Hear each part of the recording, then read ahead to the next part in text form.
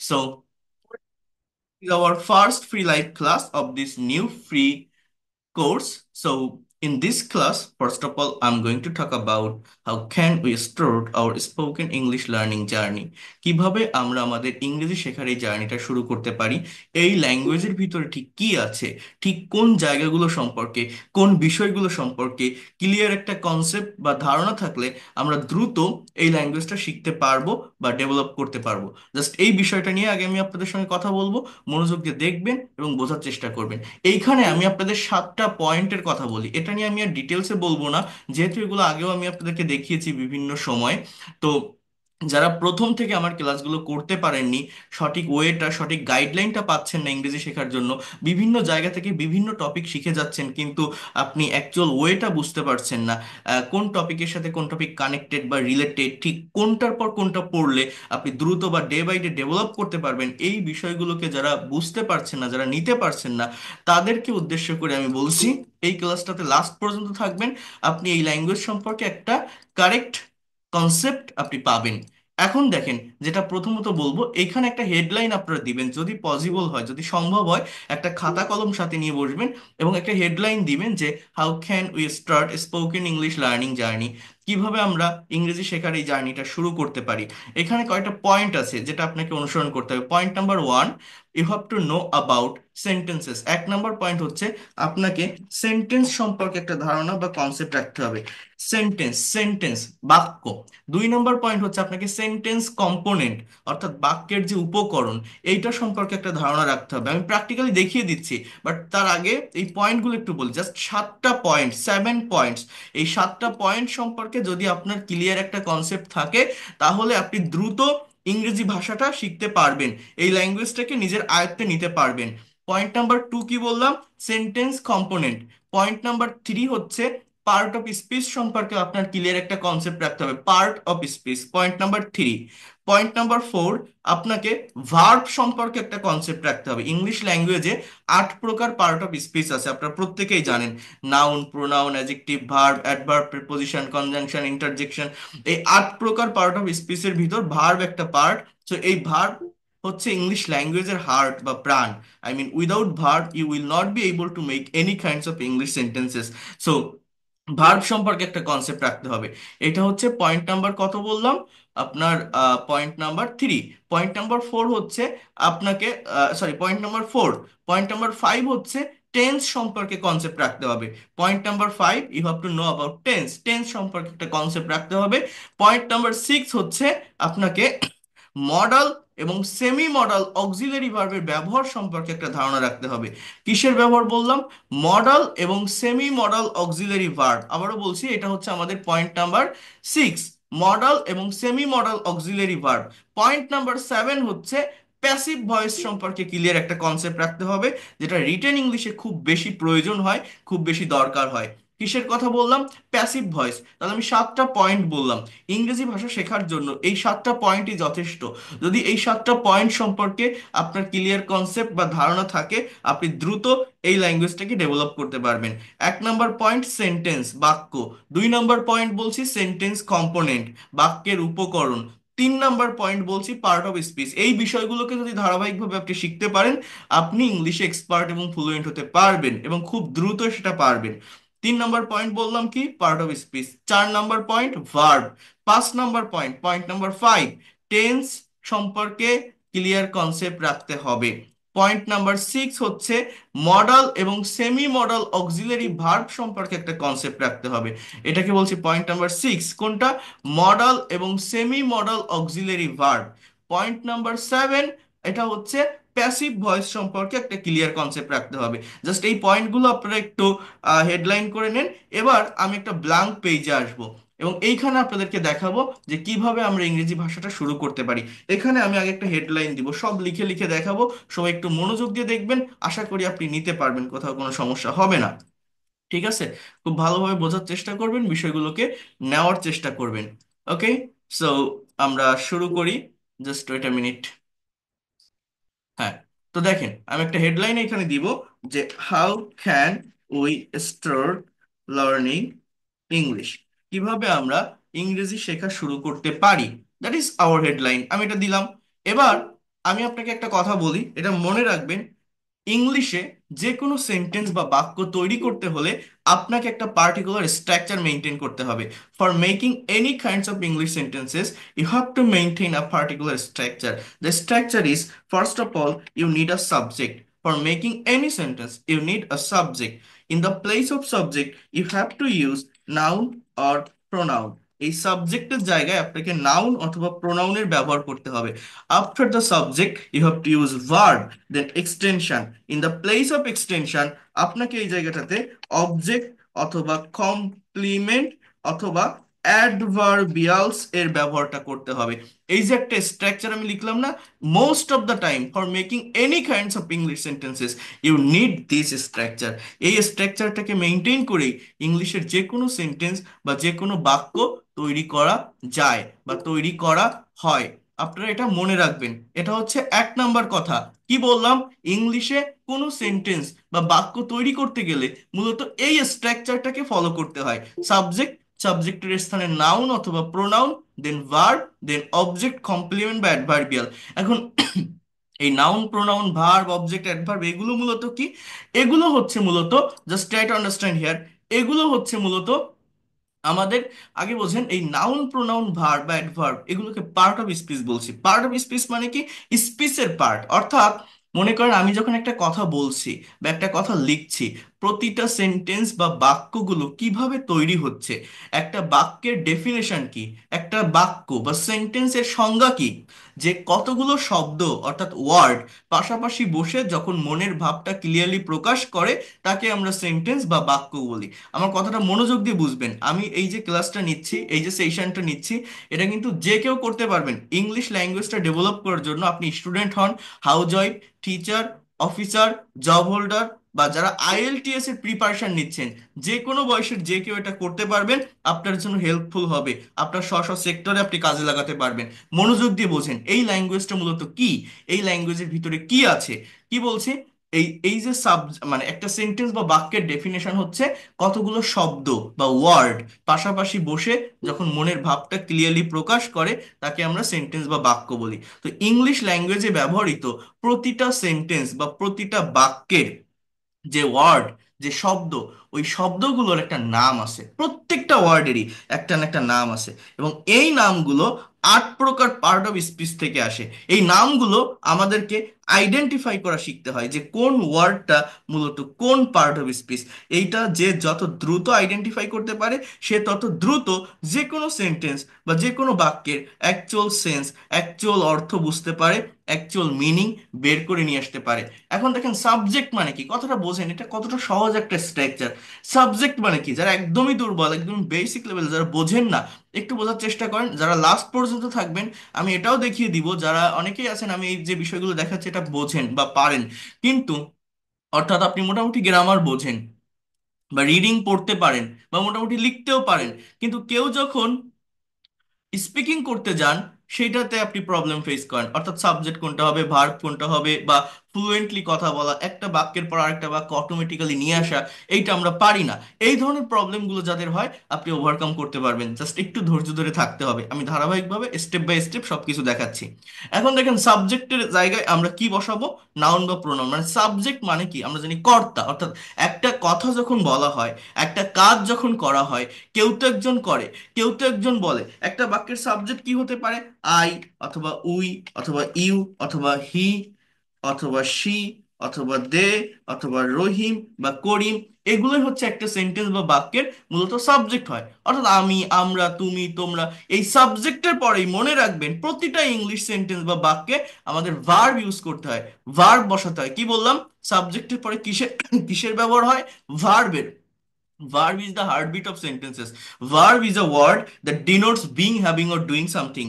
Verb হচ্ছে এমন একটা শব্দ যা কোনো কিছু করা, হওয়া, থাকা, খাওয়া, চলা, বলা, লেখা, দেওয়া, নেওয়া এগুলো বোঝায়। যেমন আমি যদি বলি আই ইট, ইট মানে কি? খাওয়া, তাহলে আমি খাই। আমি যদি বলি উই প্লে, প্লে মানে কি? খেলা, আমরা খেলি। আমি যদি বলি ইউ ডু, ডু মানে কি? করা, তুমি করো। আমি যদি বলি হি ড্রাইভস, ড্রাইভ মানে কি? চালানো, সে চালায়। আমি যদি বলি শি ড্রস, ড্র মানে কি? আঁকা, সে আঁকে। আমি যদি বলি দে গো, গো মানে কি? যাওয়া, তারা যায়। আমি যদি বলি রহিম স্পিক, রহিম বলে। এখন দেখেন বাংলায় কিন্তু ভার্ব থাকে লাস্টে, মনে রাখবেন আমরা যখন বাংলা সেন্টেন্স তৈরি করি বাংলায় ভার্ব লাস্টে থাকে, কিন্তু ইংলিশে ভার্ব সাবজেক্টের পরে থাকে। আমাদের কিন্তু এই প্রবলেমটা অনেকেরই হয়, আমার পেইড কোর্সের অনেক স্টুডেন্ট আছে বা আমার ল্যাঙ্গুয়েজ ক্লাব আছে, যখন স্টুডেন্টরা অনেকেই আছে ফ্লুয়েন্টলি কথা বলতে পারে, কিন্তু তারা কথাগুলো আগে বাংলায় ভেবে সেটাকে ইংলিশে কনভার্ট করে বলে।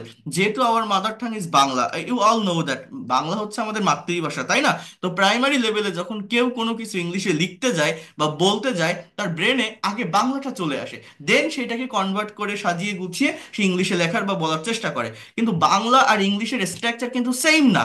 এইটা, এই ভুলটা অনেকেই করে নিজের অজান্তে, বোঝে না। সাব মানে অ্যাডভার্ব বা এক্সটেনশন এই জায়গাগুলো আগে নিয়ে আসে, ঠিক আছে? এই জন্য সেন্টেন্সটা তারা ভালোভাবে অর্গানাইজ করতে পারে না। বাট আপনাকে মনে রাখতে হবে, আপনি ইংলিশে যখন সেন্টেন্স তৈরি করবেন সাবজেক্টের পরেই ভার্ব বসবে, বাট বাংলায় ভার্বটা অলওয়েজ লাস্টে থাকে। এই দেখেন, আই ইট, এখন আমি খাই, কি খাই? আমি যদি বলি আই ইট রাইস, আমি ভাত খাই, এটা আমার একটা কমপ্লিট সেন্টেন্স। এটা আমি বাংলায় যখন বলছি বাংলাটা কি হচ্ছে, আমি ভাত খাই। অর্থাৎ বাংলায় আগে আই, তারপরে কিন্তু ভাত শব্দটা আসতেছে, কিন্তু এই ভাত শব্দটা ইংলিশে কথায়, ইংলিশে কিন্তু এটা লাস্টে। কিন্তু খাই কথাটা বাংলায় লাস্টে আসছে, কিন্তু এই খাই কথাটা ইংলিশে কিন্তু সাবজেক্টের পরে আসছে। অর্থাৎ আমার বাংলা এবং ইংলিশের সেন্টেন্সের স্ট্রাকচার কিন্তু ডিফারেন্ট। বাংলায় কি, subject plus object plus verb. কথাটা মনে রাখেন, এই ভুলটা আমাদের হয়, আমরা নিজেরাও জানি না। বাংলায় হচ্ছে subject plus object plus verb, আর ইংলিশে হচ্ছে subject plus verb plus object. এইটা যে ব্রেনে ধরে রাখতে পারে, অর্থাৎ ইংলিশে স্পিকিং করার ক্ষেত্রে বা কথা বলার সময় এইটুকু যার ব্রেনে থাকে, সে কোনো মিস্টেক ছাড়া, কোনো গ্রামেটিক্যাল মিস্টেক ছাড়া বা কোনো প্রবলেম ছাড়া ইংলিশে ফ্লুয়েন্টলি কথা বলতে পারে। বাট আমাদের এই জায়গাটায় প্রবলেম হয়। একটা কথা মনে রাখবেন, সাবজেক্ট আর ভার্ব যদি আপনি পাশাপাশি বসাতে পারেন, এই অবজেক্টের জায়গাটা এটা এটা অটোমেটিক্যালি চলে আসবে আপনার কাছে, আপনি পাবেন। দেখেন, উই প্লে, আমরা খেলি, কি খেলি? আপনি যা খেলেন আপনি সেটাকে মেনশন করেন। আমি যদি বলি উই প্লে ফুটবল, আমরা ফুটবল খেলি, that is the complete sentence. You do, তুমি করো, কি করো? ইউ ডু দ্য ওয়ার্ক, তুমি কাজ করো, এটা একটা কমপ্লিট সেন্টেন্স। হি ড্রাইভ, সে চালায়, মানুষ চালায় কি? হি ড্রাইভস আ কার, সে একটা গাড়ি চালায়, that is the complete sentence. She draws, সে আঁকে, শি ড্রস আ পিকচার, সে একটা ছবি আঁকে, এটাও আমার একটা কমপ্লিট সেন্টেন্স। এরপর দেখেন, দে গো, তারা যায়, যায় মানুষ যায় কোথায়? দেখেন, তারা স্কুলে যায়, তারা বাজারে যায়, দে গো টু দ্য মার্কেট। হ্যাঁ, তারা বাজারে যায়। রহিম স্পিক, রহিম বলে, কি বলে? রহিম স্পিক ইংলিশ, রহিম ইংলিশ বলে বা ইংরেজিতে কথা বলে। তো এখন দেখেন, এই যে বাক্যগুলো আমি লিখলাম, আমার কথাগুলো একটু মনোযোগ দিয়ে দেখার চেষ্টা করবেন, ভালোভাবে নেওয়ার চেষ্টা করবেন। এই যে বাক্যগুলো আপনারা দেখছেন, এই যেগুলো আমি লিখলাম, আমরা সচরাচর এই ধরনের সেন্টেন্স বা বাক্য তৈরি করতে বা লিখতে অভ্যস্ত। এইখানে দেখেন, আমি বলছি subject plus verb plus extension. আমরা অনেকেই বলি না যে ইংলিশ সেন্টেন্স গঠনের স্ট্রাকচার হচ্ছে subject plus verb plus object, কিন্তু না, অবজেক্ট বলবেন না, কি বলবেন? Subject plus verb plus extension, মানে অতিরিক্ত অংশ। এই জায়গায় আমার কখনো অবজেক্ট হতে পারে, কখনো কমপ্লিমেন্ট হতে পারে, কখনো অ্যাডভার্বিয়াল হতে পারে। এই বিষয়টা মূলত কি, আগে এটা ক্লিয়ার করি, স্টেপ বাই স্টেপ আসি। দেখেন, অবজেক্ট হচ্ছে কোনো সেন্টেন্স বা বাক্যের ভার্বকে যদি হোয়াট এবং হুম, কথাটা মনে রাখবেন, কি বা কাকে দ্বারা যদি প্রশ্ন করেন তাহলে অবজেক্ট পাওয়া যায়। কি বললাম? হোয়াট মানে কি। এই অবজেক্ট হচ্ছে আমাদের মূলত দুই প্রকার। একটাকে বলা হয় ডাইরেক্ট অবজেক্ট বা বস্তুবাচক অবজেক্ট, আরেকটাকে বলা হয় ইনডাইরেক্ট অবজেক্ট বা ব্যক্তিবাচক অবজেক্ট। অর্থাৎ হুম দিয়ে প্রশ্ন করলে ইনডাইরেক্ট বা ব্যক্তিবাচক অবজেক্ট পাওয়া যায়, হোয়াট দিয়ে প্রশ্ন করলে ডাইরেক্ট বা বস্তুবাচক অবজেক্ট পাওয়া যায়। এই দেখেন, আমি খাই, কি খাই? ভাত খাই, এই রাইসটা আমার অবজেক্ট। কি খেলি? ফুটবল খেলি। কি করি? কাজ করে। সে কি চালায়? গাড়ি চালায়। কিন্তু দেখেন, দে গো টু দ্য মার্কেট, এই গো কে আপনি প্রশ্ন করেন তো কি যায়, কাকে যায়, কোনো উত্তর আসে? আসে না। এই গো কে যদি আপনি কোথায় দিয়ে প্রশ্ন করেন, যে কোথায় যায়, ওয়ার, ওয়ার কোথায়, তাহলে হবে কি, যে বাজারে যায়। কোথায় যায়? ওয়ার, কি হবে? বাজারে যায়। অর্থাৎ কোনো সেন্টেন্স, কথাগুলো মনোযোগ দিয়ে বুঝবেন, এটা অনেক ইম্পর্টেন্ট। কোনো সেন্টেন্স বা বাক্যের ভার্বকে কোথায়, কখন, কিভাবে দ্বারা প্রশ্ন করলে মূলত অ্যাডভার্ব পাওয়া যায়। এইখানে দেখেন একটা ওয়ার্ড আমি লিখছি না, অ্যাডভার্বিয়াল। এই অ্যাডভার্বিয়ালটা মানে কি জানেন? কোনো সেন্টেন্স বা বাক্যের ভার্বকে আপনি যদি হাউ মানে কিভাবে, এটাকে অ্যাডভার্ব অফ ম্যানার বলে। হোয়ার মানে কোথায়, ওয়েন মানে কখন, হোয়াই মানে কেন, বা হাউ অফেন মানে কতবার, এই ওয়ার্ডগুলো দ্বারা যদি আপনি কোশ্চেন করেন কোনো বাক্যের ভার্বকে, তাহলে অ্যাডভার্বিয়াল ফ্রেজ পাওয়া যায় বা অ্যাডভার্ব পাওয়া যায়। এই অ্যাডভার্ব গুলো মূলত কি, আমাকে এটা বুঝতে হবে। দেখেন, আমাদের এগুলো দরকার হয় প্যাসিভ ভয়েস করার ক্ষেত্রেও এগুলো দরকার হয়। কেউ যদি আপনাকে এই বাক্যটা দিয়ে বলে দে গো টু মার্কেট, এটা প্যাসিভ করে দাও তো, এটা আপনি করতে পারবেন না, এটা কখনো প্যাসিভ হয় না। কারণ যে বাক্যের অবজেক্ট থাকে না তার প্যাসিভ করা যায় না। অথবা যে বাক্যের ট্রানজিটিভ ভার্ব থাকে না, এই গোটা হচ্ছে একটা ইনট্রানজিটিভ ভার্ব। এই জিনিসটা কি জানেন? কোনো বাক্যে যদি অবজেক্ট থাকে সেই বাক্যের ভার্বটাকে ট্রানজিটিভ ভার্ব বলে, আর যে বাক্যে অবজেক্ট থাকে না সেই বাক্যের ভার্বকে ইনট্রানজিটিভ ভার্ব বলে। আর এই অবজেক্ট না থাকা বাক্য বা এই ইনট্রানজিটিভ ভার্ব যদি কোথাও থাকে তাহলে তার কোনোদিন প্যাসিভ করা যায় না। এই বাক্যটা কেউ আপনাকে যদি দিয়ে বলে এটা প্যাসিভ করো, তো এটা সম্ভব না, এটা হয় না। এখন দেখেন আমি যেটা আপনাদেরকে বলছি সেটা হচ্ছে ভার্বকে কি বা কাকে দ্বারা প্রশ্ন করলে অবজেক্ট পাওয়া যায়, ভার্বকে কোথায় কখন কিভাবে কেন দ্বারা প্রশ্ন করলে অ্যাডভার্বিয়াল ফ্রেজ পাওয়া যায়। আরেকটা জিনিস এখানে লেখা আছে দেখেন, কমপ্লিমেন্ট, COMPLEMENT। এই কমপ্লিমেন্ট জিনিসটা কি জানেন? এই সেন্টেন্সের স্ট্রাকচারটা একটু বোঝেন, এটা বুঝতে হবে, এটা জানতে হবে। এটা যদি আপনারা বুঝতে পারেন, এইটা সম্পর্কে যদি একটা ক্লিয়ার কনসেপ্ট, ভালো একটা ধারণা রাখতে পারেন, আপনি দ্রুত এই জায়গাটাকে ডেভেলপ করতে পারবেন। দেখেন এটা একটু বোঝার চেষ্টা করেন, নেওয়ার চেষ্টা করেন। আমি কি বলছি দেখেন, এই কমপ্লিমেন্ট জিনিসটা হচ্ছে পরিপূরক। পরিপূরক মানে কি জানেন? পরিপূরক, দেখেন কমপ্লিমেন্ট, COMPLI, একটা কমপ্লিমেন্ট আছে যার মানে হচ্ছে অভিনন্দন জানানো, কংগ্রাচুলেশন করা, শুভকামনা জানানো। এটা হচ্ছে কমপ্লিমেন্ট, COMPLE। এই কমপ্লিমেন্টের মানে হচ্ছে পরিপূরক, মানে এমন কোনো বাক্য যে বাক্যে সাবজেক্ট যে থাকে, অবজেক্টেও বা এক্সটেনশনে সেই ব্যক্তি বা বস্তুটা থাকে। যেমন আমি যদি এরকম একটা বাক্য বলি, রহিম ইজ আ ফার্মার, এটাকে আপনি কখনো কি বা কাকে কোথায় কখন দিয়ে কোশ্চেন করতে পারবেন না। রহিমকে, রহিম একজন কৃষক, এই যে বাক্যটা আমি লিখলাম, এই বাক্যে যে লোকটা রহিম, দেখেন যে লোকটা রহিম, এই সেই লোকটাই কিন্তু ফার্মার। অর্থাৎ সাবজেক্টে যে, এক্সটেনশনেও তো সে। অর্থাৎ এই অ্যাম ইজ আর অজয়ার এই বি ভার্বগুলো যদি মেইন ভার্ব হিসেবে কোনো বাক্যে বসে, সেগুলোকেই মূলত কমপ্লিমেন্ট যুক্ত সেন্টেন্স বলা হয়। এগুলোকে লিঙ্কিং বা কপিউলেটিভ ভার্বও বলে। আমি যদি বলি শি ইজ হ্যাপি, হ্যাঁ, এই যে সি, সেই হ্যাপি। আমি যদি বলি যে I am a doctor, I am a doctor, যে আই সেই ডক্টর, যে ডক্টর সেই আই। অর্থাৎ সাবজেক্টে যে, অবজেক্টেও সে। এই ধরনের কোনো বাক্য যদি থাকে তাকে কমপ্লিমেন্ট যুক্ত সেন্টেন্স বলে। এই ভার্বগুলোকে, এই অ্যামিজার ভার্বগুলোকে লিঙ্কিং বা কপিউলেটিভ ভার্বও বলা হয়। এগুলো লিঙ্ক স্থাপন করে, একটা লিঙ্ক বা একটা সম্পর্ক ক্রিয়েট করে। কিসের ভিতর জানেন? সাবজেক্ট আর এই এক্সটেনশনের ভিতরে একটা ব্রিজ তৈরি করে। আবার দেখেন, কথাটা একটু মনোযোগ দিয়ে বোঝেন। আমি এই যে বাক্যগুলো এখানে লিখলাম, আচ্ছা, আর এই অ্যামিজার ছাড়াও কিছু কিছু ভার্ব আছে, যেমন সিম, বিকাম, অ্যাপেয়ার। কিছু ভার্ব আছে যে ভার্বগুলোকে এই অ্যামিজার দ্বারা রিপ্লেস করা যায়, মানে বি ভার্ব দ্বারা রিপ্লেস করলেও অর্থ সেম থাকে। সেগুলোকেও কিন্তু আমরা কমপ্লিমেন্ট যুক্ত সেন্টেন্সে নিতে পারি। যেমন আমি যদি এরকম একটা বাক্য বলি, he became a YouTuber, he became a, বোঝার চেষ্টা করেন, ইউটিউবার, কি লিখলাম? সে একজন ইউটিউবার হয়েছিল। এই বিকামের পাস্ট ফর্ম বিকেম, বাংলা কি? সে একজন ইউটিউবার হয়েছিল। এই বিকেম কে রিপ্লেস করে আপনি যদি বলেন হি ওয়াজ আ ইউটিউবার, সেম মিনিং, সে একজন ইউটিউবার ছিল। হি বিকেম আ ইউটিউবার, সে একজন ইউটিউবার হয়েছিল। হি ওয়াজ আ ইউটিউবার মানে যে হি, সেই ইউটিউবার, যে ইউটিউবার সেই হি। মানে আমার বুঝতে হবে যে সাবজেক্টে যে থাকে, অবজেক্টেও সেই ব্যক্তি বা বস্তু যদি থাকে, তাকে কমপ্লিমেন্ট যুক্ত সেন্টেন্স বলে। এখন দেখেন, আমরা মূলত এই ধরনের সেন্টেন্স তৈরি করি, বা এই সেন্টেন্সগুলো তৈরি করতে আমরা অ্যাজ ইউজুয়াল, কি বলবো, অভ্যস্ত। আমরা প্রতিনিয়ত আমাদের ডে টু ডে লাইফে আমরা যখন সেন্টেন্স বা বাক্য তৈরি করি, এই ধরনের সেন্টেন্স বা বাক্যগুলো আমরা তৈরি করে থাকি বা করতে অভ্যস্ত। এখন একটা বিষয় একটু মনোযোগ দিয়ে বোঝেন বা ভালোভাবে নেওয়ার চেষ্টা করেন, সেটা হচ্ছে আমরা কি একটা সেন্টেন্স বা বাক্যকে এতটুকুর ভিতর সীমাবদ্ধ রাখবো? আমরা কি বড় করতে পারি না, লং করতে পারি না? আমরা অনেকেই আছি ছোট ছোট সেন্টেন্স বলে থেমে যাই স্পিকিং করার ক্ষেত্রে, বা ফ্রি হ্যান্ডে যখন একটা প্যারাগ্রাফ, একটা সিবি, একটা কম্পোজিশন, একটা রিপোর্ট, একটা ব্লগ আমরা লিখতে যাই, আমরা লিখতে পারি না। আমরা ইনফরমেশন খুঁজে পাই না। ভোকাবুলারি ব্রেনে থাকলেও বা জানা থাকলেও আমরা সঠিকভাবে একটা বাক্যে সেটাকে অর্গানাইজ করতে পারি না, অর্থাৎ কারেক্ট ওয়ার্ড আর আমরা মেনটেন করতে পারি না। So how can you develop your free hand writing? How can you make long English sentences from short sentence? আমরা এই ধরনের সেন্টেন্স তৈরি করতে অভ্যস্ত। আই ইট রাইস, আমরা যখন প্র্যাকটিস করি এইভাবেই করি।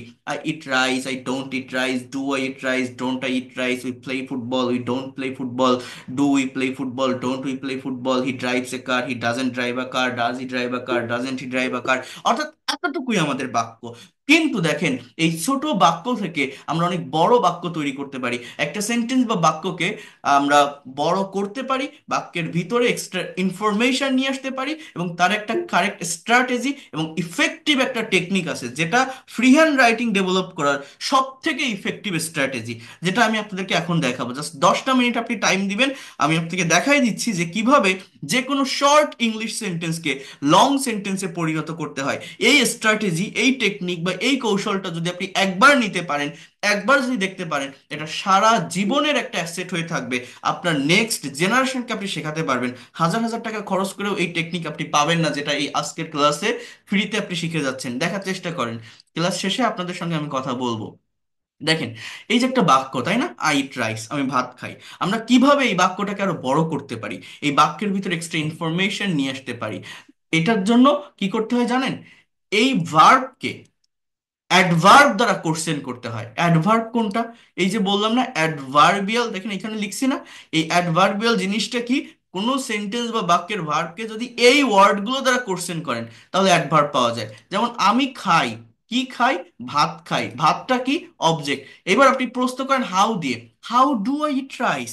How do I eat rice মানে কি? আমি কিভাবে ভাত খাই, আপনি ভাত খান কিভাবে। অর্থাৎ এটাকে বলে অ্যাডভার্ব অফ ম্যানার। ভার্বকে হাউ দ্বারা প্রশ্ন করলে অ্যাডভার্ব অফ ম্যানার পাওয়া যায়। ম্যানার মানে খাওয়ার সময় আপনার বিহেভিয়ারটা কেমন, আপনার আচরণটা কেমন। এখন আমি যদি বলি I eat rice very slowly, slowly এর বাংলা অর্থ হচ্ছে আমি খুব ধীরে সুস্থে ভাত খাই, খাওয়ার সময় তাড়াহুড়া করি না। আমার বাক্যটা কিন্তু একটু বড় হলো, রাইসের ওইখানেই ফুল স্টপ ছিল, একটু বড় করলাম। আবার আপনি প্রশ্ন করেন ওয়ার দিয়ে, war do I eat rice, আমি আমার রুমে বসে ভাত খাই। I eat rice very slowly at my room. এটাকে আমি কি বলছি? Adverb of place. কি বলছি? অ্যাডভার্ব অফ প্লেস, একটা জায়গাকে ইন্ডিকেট করে। আমি যে আমার রুমে বসে ভাত খাই, আমি কখন ভাত খাই? When do I eat rice, when মানে কখন, when do I eat rice, আমি দিনে 3বার ভাত খাই। এই কথাটা আমি বলতে পারি না? অবশ্যই পারি। আমি সকালে ভাত খাই, বিকালে খাই, যে টাইম আপনার, এটা সিচুয়েশন অনুযায়ী যেটা আসবে, যেটা ইউজ করার প্রয়োজন হবে আপনি করবেন। এখন আমি যদি বলি যে 3 দিন খাই, সপ্তাহে দিনে 3বার ভাত খাই, just I can say that 3 Times. Time মানে সময়, টাইমস এস মানে বার, হ্যাঁ, 3 টাইমস আ ডে, আমি একটা দিনে 3বার ভাত খাই। এটাকে কি বলে জানেন? এটাকে বলে অ্যাডভার্ব অফ টাইম, সময়কে বোঝাচ্ছে। আবার আপনি কোশ্চেন করেন, আপনি যে দিনে 3বার আপনার রুমে বসে ধীরে সুস্থে ভাত খান, কেন ভাত খান? Why do you eat rice, what is the actual reason? এই ওয়াই দিয়ে প্রশ্ন করলে এটাকে বলে অ্যাডভার্ব অফ রিজন। ভাত খাওয়ার কারণটা কি? Adverb of reason. আমি কিসের জন্য খাই? আমি আমার শরীরে শক্তি পাওয়ার জন্য ভাত খাই, শক্তি যোগানোর জন্য ভাত খাই, ক্ষুধা নিবারণ করার জন্য ভাত খাই, whatever you say. So I can say that to get, get মানে কি? পাওয়া। So to plus beyond, get মানে পাওয়া, টু গেট মানে পেতে বা পাওয়ার জন্য। অর্থাৎ টু এর পরিবর্তে আপনি টু প্লাস বিয়ন্ড, এটাকে ইনফিনিটিভ বলে। টু এর পর ভার্ব বসালে তার বেস ফর্মটা বসাতে হয়, কিন্তু অন্য যে কোনো প্রেপোজিশনের পর আপনি যদি ভার্বের ব্যবহার করেন, তার সঙ্গে আইএনজি বসাতে হয়। যেমন আমি এটাও বলতে পারি to plus beyond equal to for plus ভার্বের সঙ্গে আইএনজি, ফর গেটিং। এরপর এনার্জি ইন মাই বডি। কি লিখলাম বলেন তো বাক্যটা? আমার বাক্যটা কতটুকু ছিল? দেখেন, এই রাইস পর্যন্ত ছিল, এইখান থেকে এই বডি পর্যন্ত আনলাম কিভাবে? ভার্বকে কোশ্চেন করে, কি দিয়ে?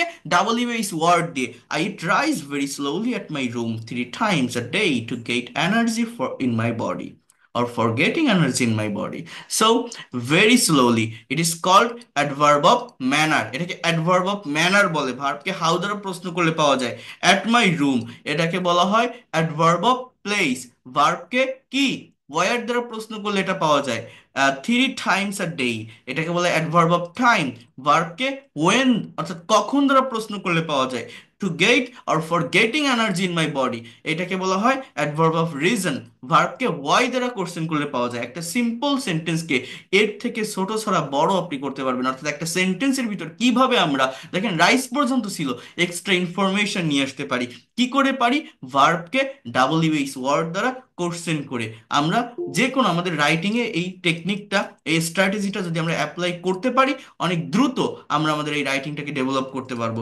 ভিতর থেকে একটু প্রেপোজিশনের ব্যবহার শিখতে হয়। যেমন এই যে মাই রুম, এটাকে অ্যাড বসালাম, বা ইন মাই বডি, এই যে ইন বসালাম, বা ফর গেটিং, এগুলো এগুলোর উপর ক্লাস আছে, এটা আমার ইউটিউব চ্যানেলেও আছে বা আপনারাও লাইভ ক্লাসে পাবেন। প্রিপোজিশনের উপর অনেক ক্লাস আছে। তো যেটা আমি আপনাদেরকে বলার চেষ্টা করছি সেটা হচ্ছে এইভাবেই, এই টেকনিকটা ফলো করে, এই স্ট্র্যাটেজিটা ফলো করে আমরা অনেকেই ছোট ছোট সেন্টেন্স তৈরি করতে অভ্যস্ত, স্পিকিং এর ক্ষেত্রে বলেন বা রাইটিং এর ক্ষেত্রে বলেন, আমরা বড় করতে পারি না। যেটা করা খুবই সিম্পল, খুবই সহজ। হ্যাঁ, জাস্ট একটা গাইডলাইন অনুসরণ করে যদি আপনি ইংরেজি ভাষাটা শিখতে পারেন, দ্রুত ডেভেলপ করতে পারবেন। দেখেন, আপনি আমার ফ্রি ক্লাসের স্টুডেন্ট, আমার পেইড কোর্সের যদি থাকতেন, যারা পেইড কোর্সে থাকে তাদের আলাদা আলাদা অ্যাসাইনমেন্ট গ্রুপ থাকে বা ফেসবুক প্রাইভেট গ্রুপ থাকে বা তাদের কনভারসেশনের গ্রুপ থাকে, ল্যাঙ্গুয়েজ ক্লাব থাকে, সব ফ্যাসিলিটিস তারা পায়। বাট আপনারা এখানে এক একজন এক এক জায়গা থেকে আসছেন, বা আমি আপনাকে ওইভাবে চিনি না, বা আপনি আমাকে আজকে দেখছেন নতুন। সো কথাগুলো এই জন্য বলছি, রিজনটা হচ্ছে, যদি মনে হয় এই টেকনিকগুলো ভালো, অ্যাপ্লাই করার মতো, বা এগুলো ফলো করলে আমি ইংরেজি শিখতে পারবো, আমি তো আপনাকে ওইভাবে গাইডলাইন দিতে পারবো না। আমার জায়গা থেকে যতটুকু করার আমি করতেছি। এরপর যদি আপনার মনে হয় এটা ভালো, নিজের মতো করে এরকম নতুন একটা সাবজেক্ট নেন, একটা ভার্ব নেন, অবজেক্ট নেন, এরপর বড় করার চেষ্টা করেন, নিজে চেষ্টা করে দেখেন আপনি পারেন কিনা। এটা একটা ভাষা, একটা ল্যাঙ্গুয়েজ, আপনি যদি নিজে কাজ না করেন, নিজের ব্রেন দিয়ে আইডিয়া ডেভেলপ না করেন, আপনি পারবেন না। তো দেখেন, উই প্লে ফুটবল, আমরা ফুটবল খেলি। How do we play football? So I can say that we play football very politely. আমরা খুবই পলাইটলি ফুটবল খেলি, অর্থাৎ ভদ্রতার সহিত ফুটবল খেলি। খেলার মাঠে আমরা মারামারি করি না, ফাউল করি না। সো এটা হচ্ছে অ্যাডভার্ব অফ ম্যানার। আপনি কোথায় ফুটবল খেলেন? আমরা মাঠে ফুটবল খেলি, অন দ্য ফিল্ড। আমরা মাঠে ফুটবল খেলি, FIELD। আমরা মাঠে ফুটবল খেলি। আপনি যে মাঠে ফুটবল খেলেন, কখন খেলেন? আমি বিকাল বেলায় ফুটবল খেলি। I can say that in the afternoon. বিকালবেলা ফুটবল খেলি। আপনি যে মাঠে বিকালবেলা ফুটবল খেলেন ভদ্রতার সহিত, আপনি কেন ফুটবল খেলেন? Why do you play football? আমি শরীরটাকে ফিট রাখার জন্য খেলি। খেলার কারণটা কি, রিজনটা কি? বা শারীরিক ব্যায়াম করার জন্য খেলি। তা আমি আমি বলতে পারি টু ডু, ডু মানে করা, টু ডু করতে, ফিজিক্যাল এক্সারসাইজ। অথবা আমি এখানে বলতে পারি ফর প্লাস ভার্বের সঙ্গে আইএনজি, অর্থাৎ for doing, PHISICL, physical exercise. আমি শারীরিক ব্যায়াম করার জন্য খেলি। তাহলে আমার বাক্যটা কতটুকু ছিল? ফুটবল পর্যন্ত। সেখান থেকে বড় করলাম, দেখেন অটোমেটিক হয়ে যাচ্ছে। কি করে? ভার্বকে WH ওয়ার্ড দ্বারা কোর্সেন করে। ভেরি পলাইটলি, এটা হচ্ছে adverb of manner. On the field, এটা হচ্ছে adverb of place. In the afternoon, এটা হচ্ছে adverb of time. To do or for doing physical exercise, এটা হচ্ছে অ্যাডভার্ব অফ রিজন। অর্থাৎ এই অ্যাডভার্বের ব্যবহার করে যে কোনো শর্ট সেন্টেন্সকে আমরা লং সেন্টেন্সে পরিণত করতে পারি। এগুলো কি লিখতেছি? Adverbial phrase. ফ্রেজ মানে কয়েকটা ওয়ার্ড, একগুচ্ছ ওয়ার্ড মিলে একটা মাত্র মিনিং দেয়। এবং এটা কিন্তু একটা কারেক্ট ওয়ার্ডার মেনটেন করে, সেটা হচ্ছে ম্যানার, প্লেস, টাইম, রিজন। আগে ম্যানার বসাবেন, তারপর প্লেস, তারপর টাইম, এবং তারপরে গিয়ে আপনারা রিজনটাকে ইউজ করবেন, রিজনটা বসাবেন। তাহলে এভাবে, এই ওয়েটা ফলো করে আমার প্রত্যেকটা স্টুডেন্ট, দেখেন আমি যাদেরকে পড়াই, আমার পেইড কোর্সে যারা থাকে, এক্সপার্ট এবং ফ্লুয়েন্ট হয়ে বের হয়, যদি সে লাস্ট পর্যন্ত আমার সাথে থাকে। অনেকেই আমার ক্লাস একটা দুইটা পেয়েছেন বা ইউটিউবে দেখেছেন। কিন্তু যারা ধারাবাহিকতা মেনটেন করে ক্লাস করে, যারা থাকে, আমি একদম আমার ভিতর থেকে প্রত্যেকটা বিষয় বোঝানোর চেষ্টা করি, দেওয়ার চেষ্টা করি। আহ, আমি কিন্তু প্রচুর পরিশ্রম করি, ফোর্স দিয়ে পড়িয়ে থাকি প্রতিটা স্টুডেন্টকে। এই যে আপনাদের ক্লাস শেষে আমি আরেকটা ব্যাচ পড়াবো, পেইড কোর্সের ব্যাচ। তো এই যে ফ্রি ক্লাসগুলো নিয়ে যাচ্ছি, যদি মনে প্রাণে শেখার ইচ্ছা থাকে, আমাকে পজিটিভ মাইন্ডে নিতে পারেন। ধারাবাহিকভাবে ক্লাসগুলো করেন, লাস্ট পর্যন্ত থাকেন, দেখবেন আপনার ডেভেলপমেন্টটা কিভাবে আসে এবং কত দ্রুত আসে। আমরা বিভিন্ন জায়গা থেকে শিখি, আমরা ফেসবুক পেজ, ইউটিউব চ্যানেল থেকে ইংরেজি শিখি। আপনি শিখতে পারছেন না সেখান থেকে, এরকম না। কিন্তু ছোট ছোট 2 মিনিট, 10 মিনিট, 15 মিনিটের কন্টেন্ট দেখে কখনো ভাষা ক্লিয়ার করা যায় না। ভাষাটা শিখতে গেলে এটার প্রতি ডিভোটেড থাকতে হয়, এটার প্রতি নিজের ব্রেনটাকে অ্যাপ্লাই করতে হয়। এবং সেটা কিভাবে সম্ভব আমি দেখাবো আপনাদের। আমার ক্লাসগুলো একটু লং টাইম হয়ে থাকে, আমি একটু লং টাইম নিয়ে থাকি, বেশি কথা বলি। বাট যার এটা নেওয়ার ক্ষমতা আছে, যার পেশেন্স আছে, যে ধৈর্য ধরে থাকতে পারবে, সে অবশ্যই অবশ্যই ডেভেলপ করতে পারবে ইনশাল্লাহ। এটা এখানে না পারার কিছু নেই। এই দেখেন, হি ড্রাইভস এ কার, সে একটা গাড়ি চালায়। আমি যদি এটাকে এবার বড় করতে চাই, পারবো? কিভাবে? প্রশ্ন করেন, how does he drive a car? সে কিভাবে গাড়ি চালায়? আমি যদি বলি he drives a car carefully, carefully, সে সতর্কতার সাথে বা কেয়ারফুলি সে গাড়ি চালায়। কোথায় গাড়ি চালায়? Where does he drive a car? সে ব্যস্ত রাস্তায় গাড়ি চালায়। এই কথাটা আমি বললাম যে on the busy road, he drives a car carefully on the busy road. সে যে কেয়ারফুলি বিজি রোডে গাড়ি চালায়, সে কখন গাড়ি চালায়? আমি যদি বলি সে সন্ধ্যাবেলায় গাড়ি চালায়। হ্যাঁ, তো ইন দা ইভিনিং, সে সন্ধ্যাবেলায় গাড়ি চালায়। সে যে সন্ধ্যাবেলায় গাড়ি চালায়, কেন গাড়ি চালায়, why does he drive a car? সে কেন গাড়ি চালায়, গাড়ি চালানোর পিছনে তার কারণটা কি, রিজনটা কি? সে, আমি এখানে কি বলতে পারি, টাকা উপার্জন করার জন্য গাড়ি চালায়। সো আপনি বলতে পারেন টু আর্ন মানি, অথবা টু এর পরিবর্তে আপনি ফর প্লাস ভার্বের সঙ্গে আইএনজি ব্যবহার করতে পারেন, যে ফর আর্নিং মানি। সো এইভাবে যে কোনো শর্ট সেন্টেন্সকে, একটা সিম্পল সেন্টেন্সকে আপনি লং সেন্টেন্সে পরিণত করতে পারেন। First of all, you need a subject, after the subject you have to put verb, then you have to ask the question to the verb with what and whom for getting object. After that, you have to again ask the question to the verb with how, where, when, and why. Then you will get many adverbial phrases. And when you will get many adverbial phrases, if you put them by maintaining correct order, you will be able to make long English sentences from short sentence. This is the most easiest way and strategy, and I can say that most important technique for developing your writing skill. So আমি যদি দুটো object ওয়ালা একটা বাক্য দেখাই, দুটো object ওয়ালা বাক্য মানে কেমন জানেন? মনে করেন শি গেভ, গিভ মানে কি, দেওয়া। আমি যদি ভার্বের ফর্মেট চেঞ্জ করি, শি গেভ, এই যে দুটো ওয়ার্ড আমি লিখলাম, এই দুটো ওয়ার্ডের মানে কি, সে দিয়েছিল, শি গেভ। অর্থ কি বললাম, সে দিয়েছিল। এইবার আপনি এটাকে প্রশ্ন করেন, হুম, হুম, হুম, কাকে? আমি যদি বলি শি গেভ মি, সে আমাকে দিয়েছিল, সাবজেক্ট ভার্ব অবজেক্ট হয়ে গেছে। বাট এই মিটা হচ্ছে একটা ইনডাইরেক্ট বা ব্যক্তিবাচক অবজেক্ট, হুম দিয়ে কোশ্চেন করে পেয়েছি। এর আগে যত অবজেক্ট আমরা দেখছি সেগুলো কিন্তু ডাইরেক্ট বা বস্তুবাচক। এবার what, he gave me hot, সে আমাকে কি দিয়েছে? আমি যদি বলি হি গেভ মি আর রোজ, সে আমাকে একটা গোলাপ দিয়েছিল। এই যে যতটুকু আমি লিখলাম, সি গেভ মি আর রোজ, এতটুকু ধরে কিন্তু আমার এই পর্যন্ত কিন্তু সাবজেক্ট ভার্ব আর অবজেক্ট, এখানে কিন্তু কোনো অ্যাডভার্ব ব্যবহার করিনি। কিন্তু এখানে কি আছে, এখানে আমার মধ্যে দুটো অবজেক্ট আছে, একটা হচ্ছে ব্যক্তিবাচক আর একটা হচ্ছে বস্তুবাচক। এই জায়গাটা আপনারা একটু বোঝার চেষ্টা করেন, জায়গাটা একটু নেওয়ার চেষ্টা করেন, ভালোভাবে নিবেন। হ্যাঁ, দেখেন এবার আমি কি বলছি, এই জায়গাটা দেখেন আমি কি বলছি, কথাটা মনোযোগ দেন। আমি এবার প্রশ্ন করি যে সে কিভাবে আপনাকে গোলাপটা দিয়েছিল। হি গেভ মি আ রোজ, আমি যদি বলি ওই বাক্যটাই আমি লিখে এখানে একটা ওয়ার্ড লিখছিলাম না, পলাইটলি, সে ভদ্রতার সহিত আমাকে একটা গোলাপ দিয়েছিল। হ্যাঁ, হি gave me a rose with politely, এটা আমি লিখলাম। এইবার সে যে আমাকে পলাইটলি একটা গোলাপ দিয়েছিল, কোথায়, হয় আর কোথায়, আমি যদি বলি অ্যাট পার্ক, সে পার্কে আমাকে একটা গোলাপ দিয়েছিল, পার্কে বসে, পার্কে। সে যে পার্কে তোমাকে একটা গোলাপ দিয়েছিল, কখন দিয়েছিল? আমি যদি বলি যে গতকাল সন্ধ্যায়, এটা কিভাবে লিখতে হয় জানেন? In the evening yesterday, yesterday, সে গতকাল সন্ধ্যায় পার্কে বসে আমাকে একটা গোলাপ দিয়েছিল। কেন দিয়েছিল, কারণটা কি, রিজনটা কি? আমাকে প্রপোজ করার জন্য। হ্যাঁ, to propose, to propose, or you can say that for proposing me, আমাকে প্রপোজ করার জন্য, to propose me, or you can say that for proposing me. এইভাবে আপনি অ্যাডভার্বের ব্যবহার করে, আমার কথাটা মনোযোগ দিয়ে বোঝেন, অ্যাডভার্বের ব্যবহার করে যে কোনো শর্ট ইংলিশ সেন্টেন্সকে লং সেন্টেন্সে পরিণত করতে পারেন, এবং এই অর্ডারটা মেনটেন করতে হবে। এই গেল একটা পার্ট, আপনাদের একটা সাইড আমি দেখালাম যে কিভাবে আমরা রাইটিংটাকে ডেভেলপ করতে পারি, একটা সেন্টেন্স বা বাক্য কিভাবে টেনে লম্বা করতে পারি বা বড় করতে পারি।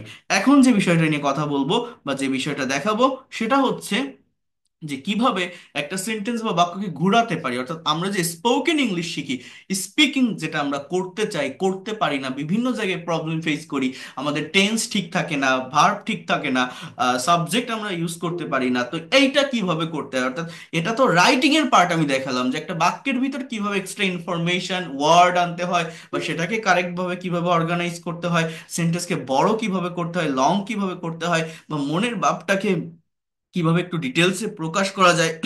এখানে আপনাদেরকে আমি সেইটাই সেইটাই দেখালাম, তাই না?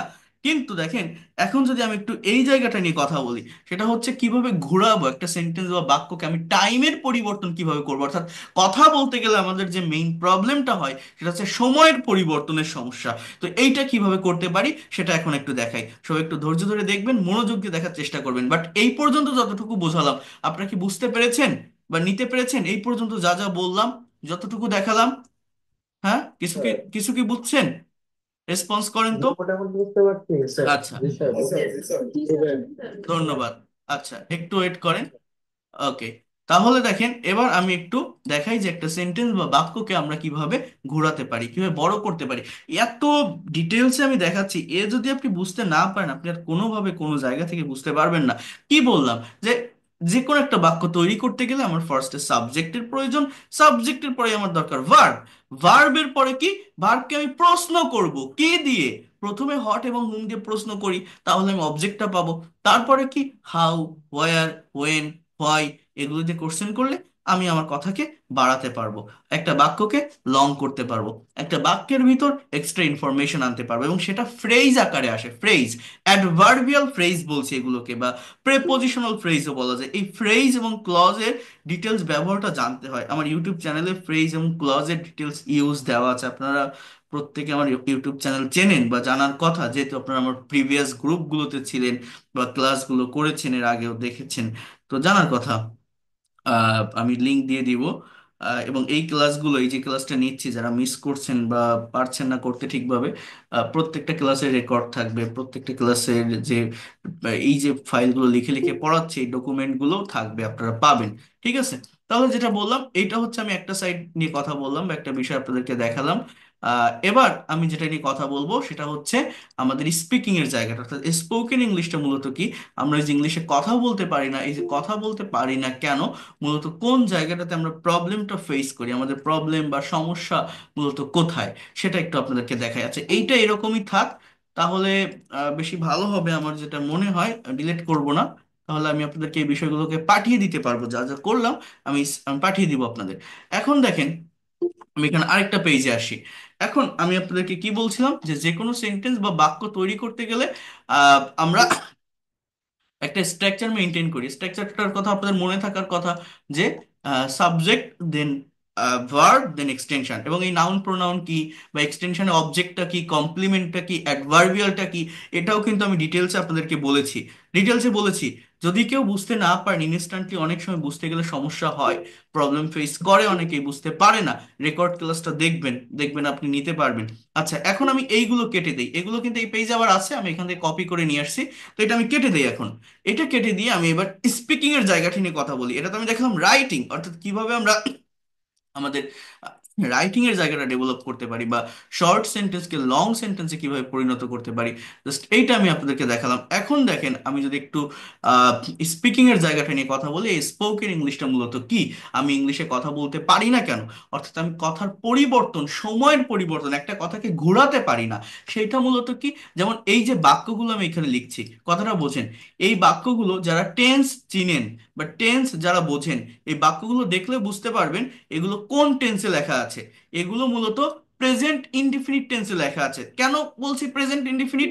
প্রেজেন্ট ইনডিফিনিট টেন্সের স্ট্রাকচার কি, সাবজেক্ট প্লাস ভার্বের প্রেজেন্ট ফর্ম প্লাস এক্সটেনশন, অর্থাৎ এই ইট, প্লে, ডু, ড্রাইভ, গে, এটা না, ড্র, গো, এগুলো সবই প্রেজেন্ট ফর্মের ভার্ব, অর্থাৎ প্রত্যেকটা বাক্যই হচ্ছে প্রেজেন্ট ইনডিফিনিট টেন্স, যার ডেফিনেশনটা হচ্ছে কোনো একটা কাজ রেগুলার হইতে হয়, প্রতিদিন হয়, অ্যাজ ইউজুয়াল কেউ করে, বা প্রতিদিন চলে কোনো একটা কাজ, এইটাকে আমরা প্রেজেন্ট ইনডিফিনিট টেন্স বলি। অর্থাৎ আমি ভাত খাই, আমরা ফুটবল খেলি, তুমি কাজ করো, সে গাড়ি চালায়, সে ছবি আঁকে, তারা বাজারে যায়, রহিম ইংরেজি বলে, অর্থাৎ অ্যাজ ইউজুয়াল কোনো একটা কাজ হয়।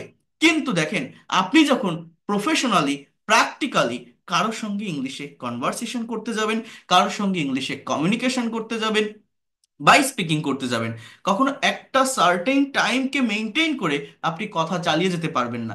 আপনার কিন্তু টাইমের পরিবর্তন করতে হবে, সময়ের পরিবর্তন, সেন্স বা থট এর পরিবর্তন করতে হবে, করতে হয়। আমরা কখনো একটার উপর ডিপেন্ড করে কথা চালিয়ে যেতে পারি না। এই পরিবর্তনের জন্য মূলত আমাদের টেন্স শিখতে হয়। যেমন আমি যদি বলি আপনি কি ভাত খেয়েছেন, আপনি বলছেন না আমি খাইনি, আমি একটু পর খাবো, আপনি কি এখন ভাত খাইতেছেন, সে বলছে না আমি সকালে খেয়েছিলাম, আমি এখন খাবো না। তো এই যে খাই, খেয়েছি, খাইনি, খাবো, খাচ্ছি না, এই যে খাই, ইট মানে আমি জানি খাওয়া, কিন্তু এই খাওয়া কথাটাকে যখন বিভিন্ন টাইমে আমি বলছি, তখন সেটা আমি কিভাবে বলছি, সেটা বলছি টেন্সের পরিবর্তনের মাধ্যমে। টেন্স, কথাগুলো আগে বোঝেন, আমি দেখাচ্ছি সবকিছু, আগে আমার কথাগুলো একটু বুঝবেন। ইংলিশ ল্যাঙ্গুয়েজের টেন্স কয় প্রকার, আমরা প্রত্যেকেই জানি, যে তিন প্রকার টেন্স আমাদের ইংলিশ ল্যাঙ্গুয়েজে আছে। কি কি? প্রেজেন্ট, পাস্ট এবং ফিউচার। এই তিনটা টেন্সের আপনারা জানেন, এগুলো এগুলো বলার কিছু নেই। যারা ইংরেজি শিখতে আসে তারা টেন্সটাই আগে শেখে। তো ইংলিশ ল্যাঙ্গুয়েজে তিন প্রকার টেন্স আছে, প্রেজেন্ট, পাস্ট এবং ফিউচার। এই তিনটা টেন্সের আবার চারটা করে ভাগ আছে, এটা আপনারা জানেন, যে indefinite, continuous, perfect and perfect continuous. Total English ল্যাঙ্গুয়েজে টেন্সের স্ট্রাকচার কয়টা?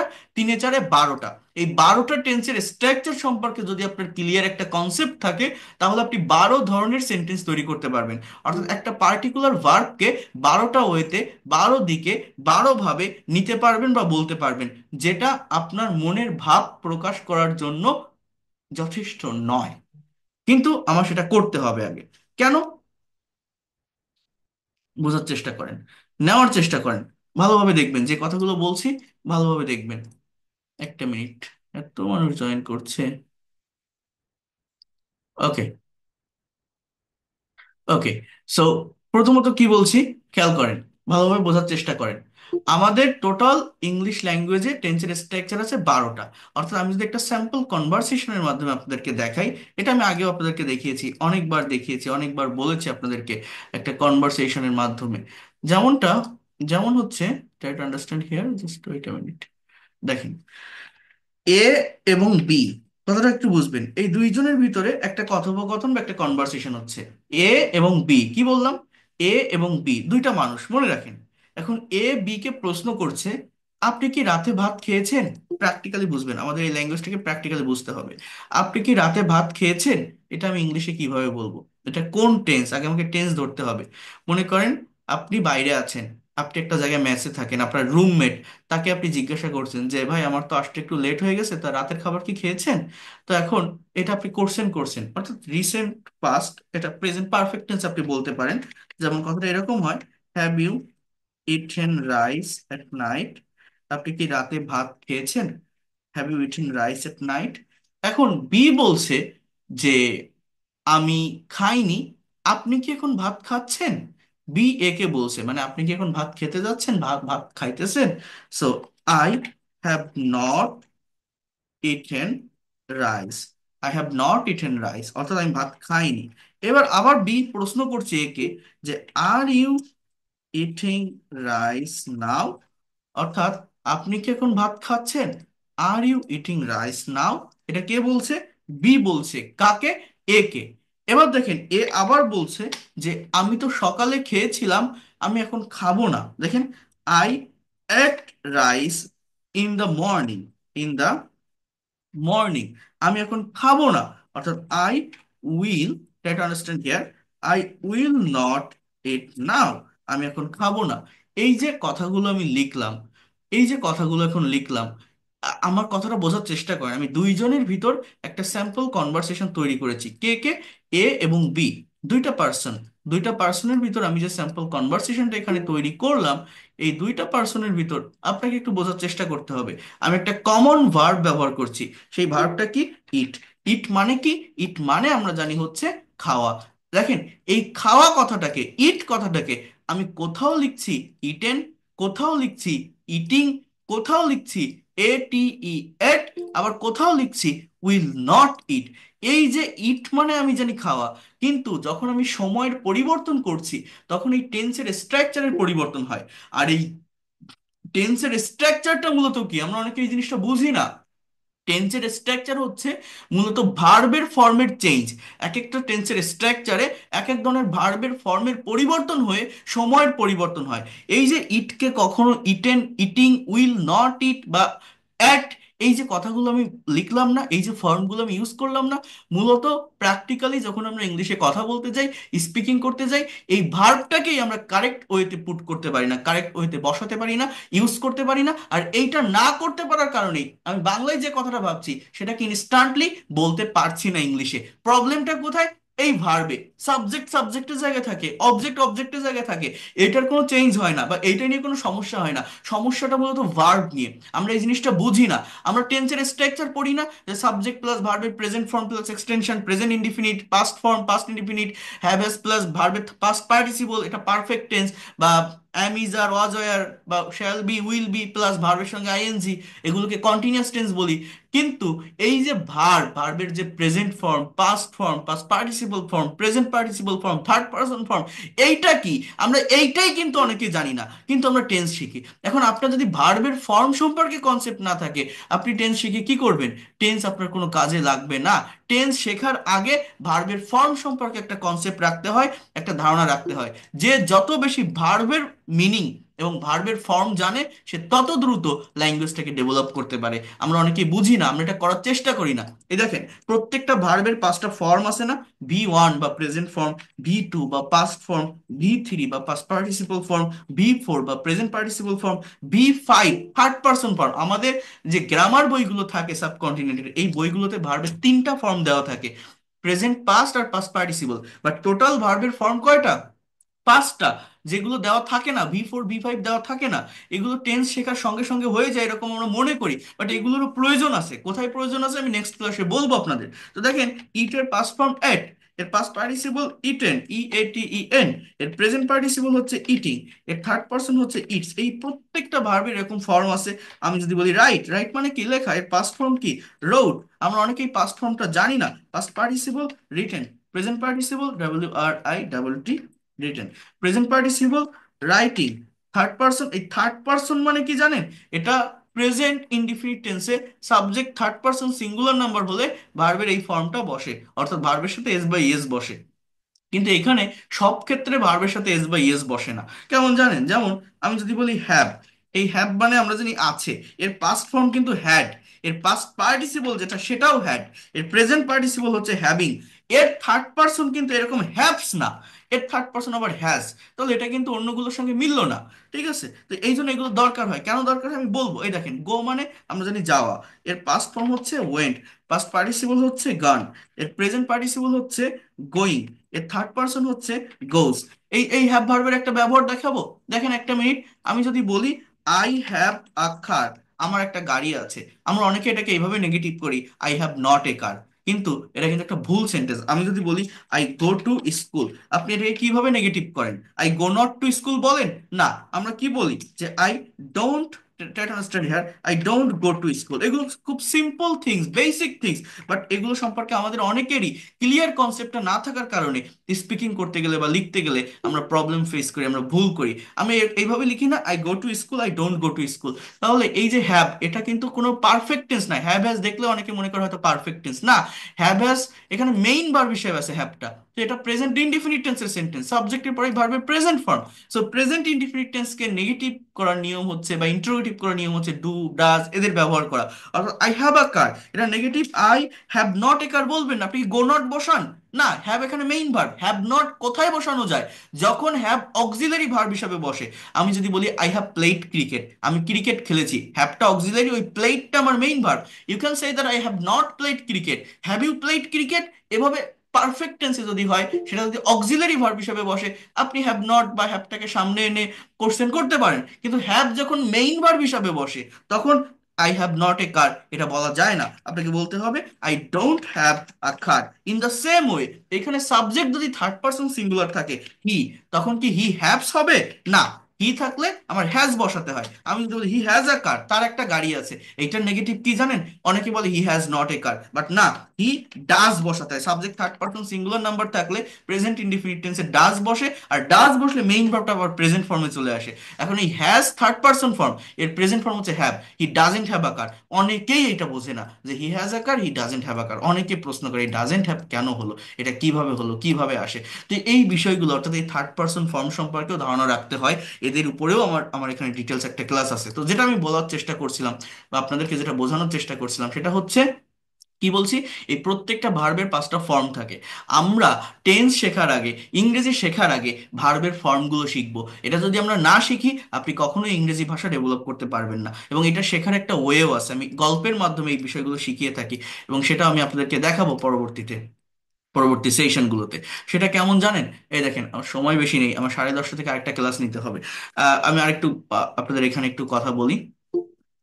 এই দেখেন, এই যে ভার্বের ফর্মগুলো লিখছি না, আমি যদি বলি আপনাকে সে একটা গাড়ি চালিয়েছিল, বলেন তো ইংলিশ কি?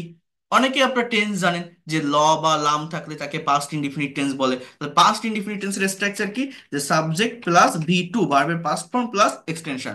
এখন সে একটা গাড়ি চালিয়েছিল, সাবজেক্ট হি, সে। এবার চালানো ইংরেজি কি? চালানো ইংরেজি আমরা জানি ড্রাইভ। ড্রাইভ মানে চালানো, এর পাস্ট ফর্মটা কি অর্থাৎ ভি টুটা কি? এইটা যদি আপনি না জানেন, আপনি টেন্স শিখে, টেন্সের স্ট্রাকচার শিখে, টেন্সের ডেফিনেশন জেনে কোনো লাভ হবে? কোনো কিছু করতে পারবেন? আগে তো আপনাকে জানতে হবে ওই চালানো কথাটার পাস্ট ফর্ম কি। তো ড্রাইভ মানে চালানো, এর পাস্ট ফর্ম হচ্ছে ড্রোভ। এই জিনিসটা যদি আপনি না জানেন, অন্য কোনো স্ট্রাকচার দিয়ে, অন্য কোনো ফর্ম দিয়ে আপনি এই কথাটাকে ইংলিশে বর্ণনা করতে পারবেন না, ইংলিশে ট্রান্সলেট করতে পারবেন না। তো আপনাকে আগে জানতে হবে ড্রাইভের পাস্ট ফর্ম ড্রোভ, তারপরে আপনি বলতে পারবেন কি ড্রোভ এ কার, তার মানে হচ্ছে সে একটা গাড়ি চালিয়েছিল।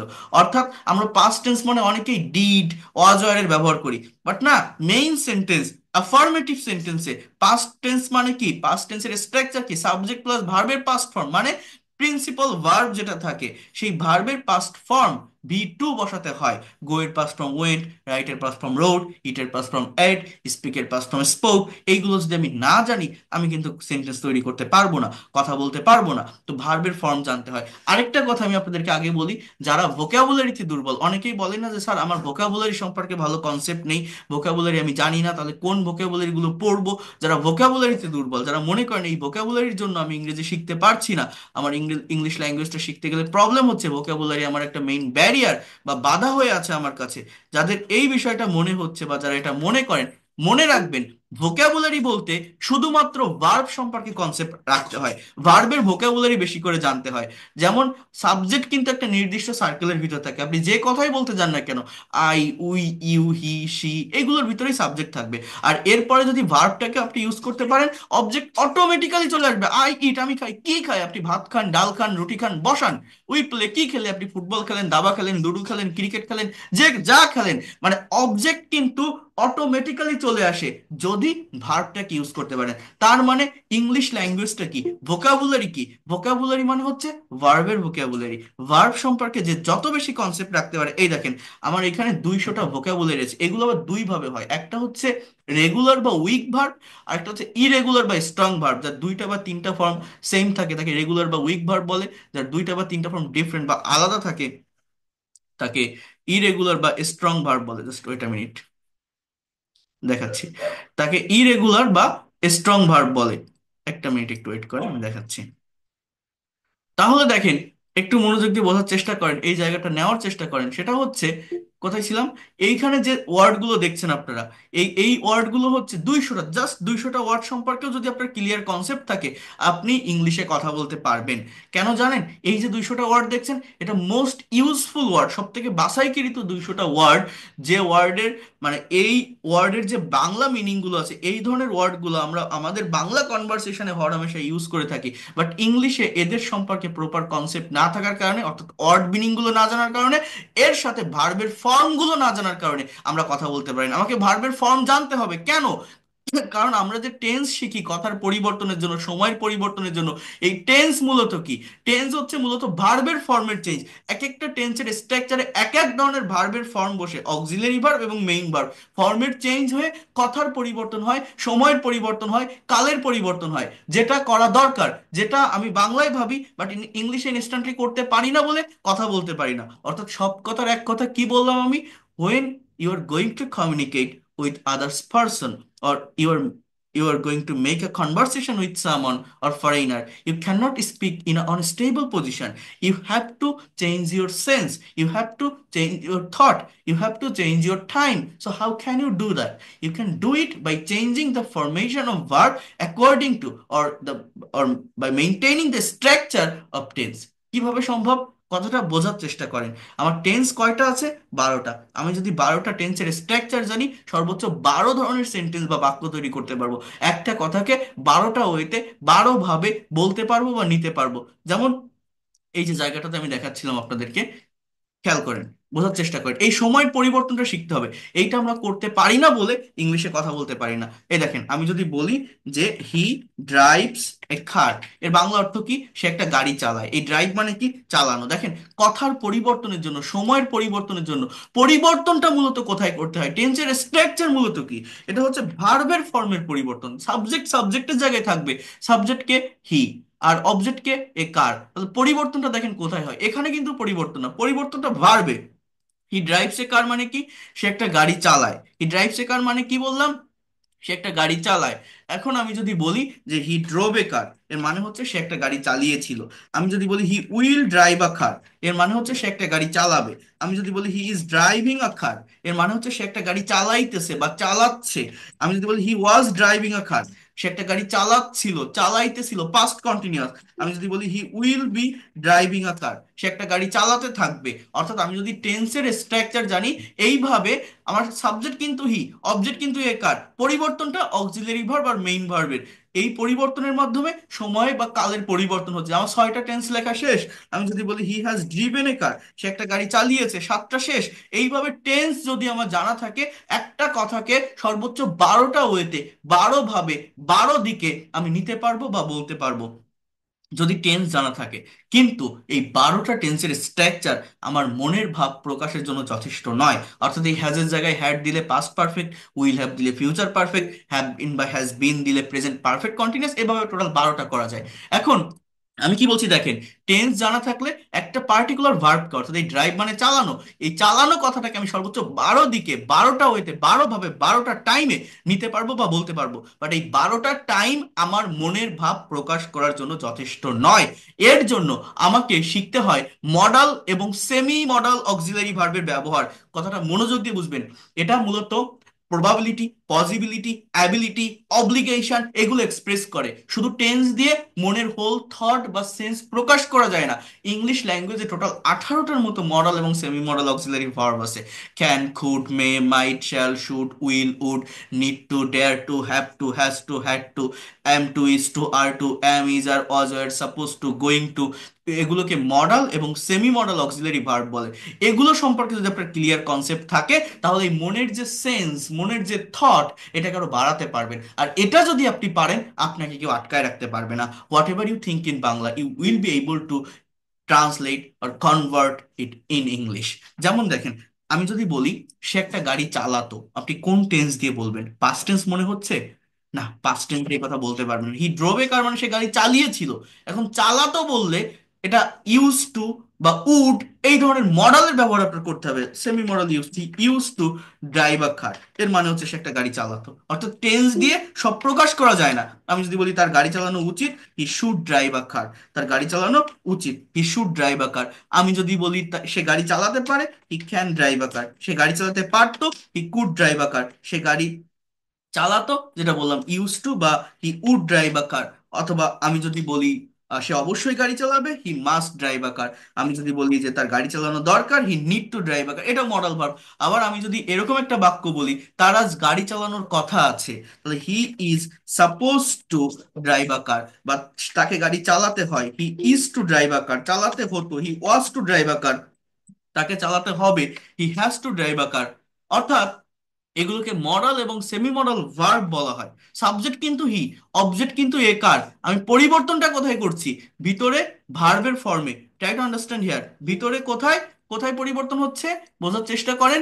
ভার্বের ফর্মটাতে কিন্তু মূলত পরিবর্তনটা হচ্ছে।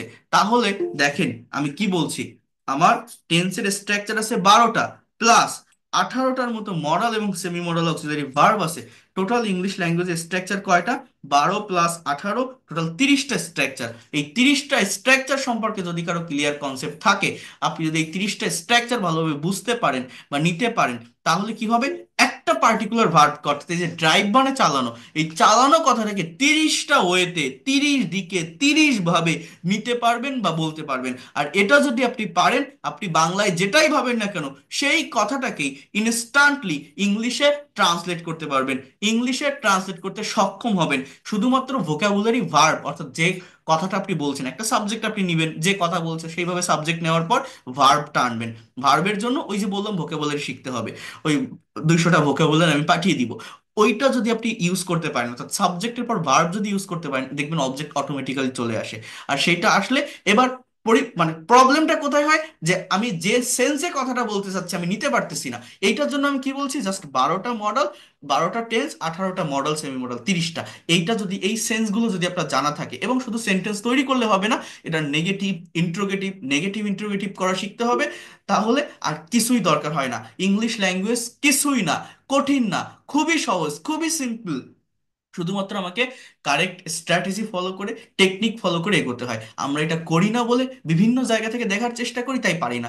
আপনি আজকে আমার কাছে লাইভ ক্লাসে সুযোগ পেয়েছেন, করছেন, কালকে হয়তো ইউটিউব চ্যানেলে একটা ক্লাস দেখবেন, পরের দিন হয়তো ফেসবুক পেজে একটা ক্লাস দেখবেন। এই বিভিন্ন জায়গা থেকে করতে থাকলে বা দেখতে থাকলে আপনার দিনের পর দিন, মাসের পর মাস, বছরের পর বছর যেতে থাকবে।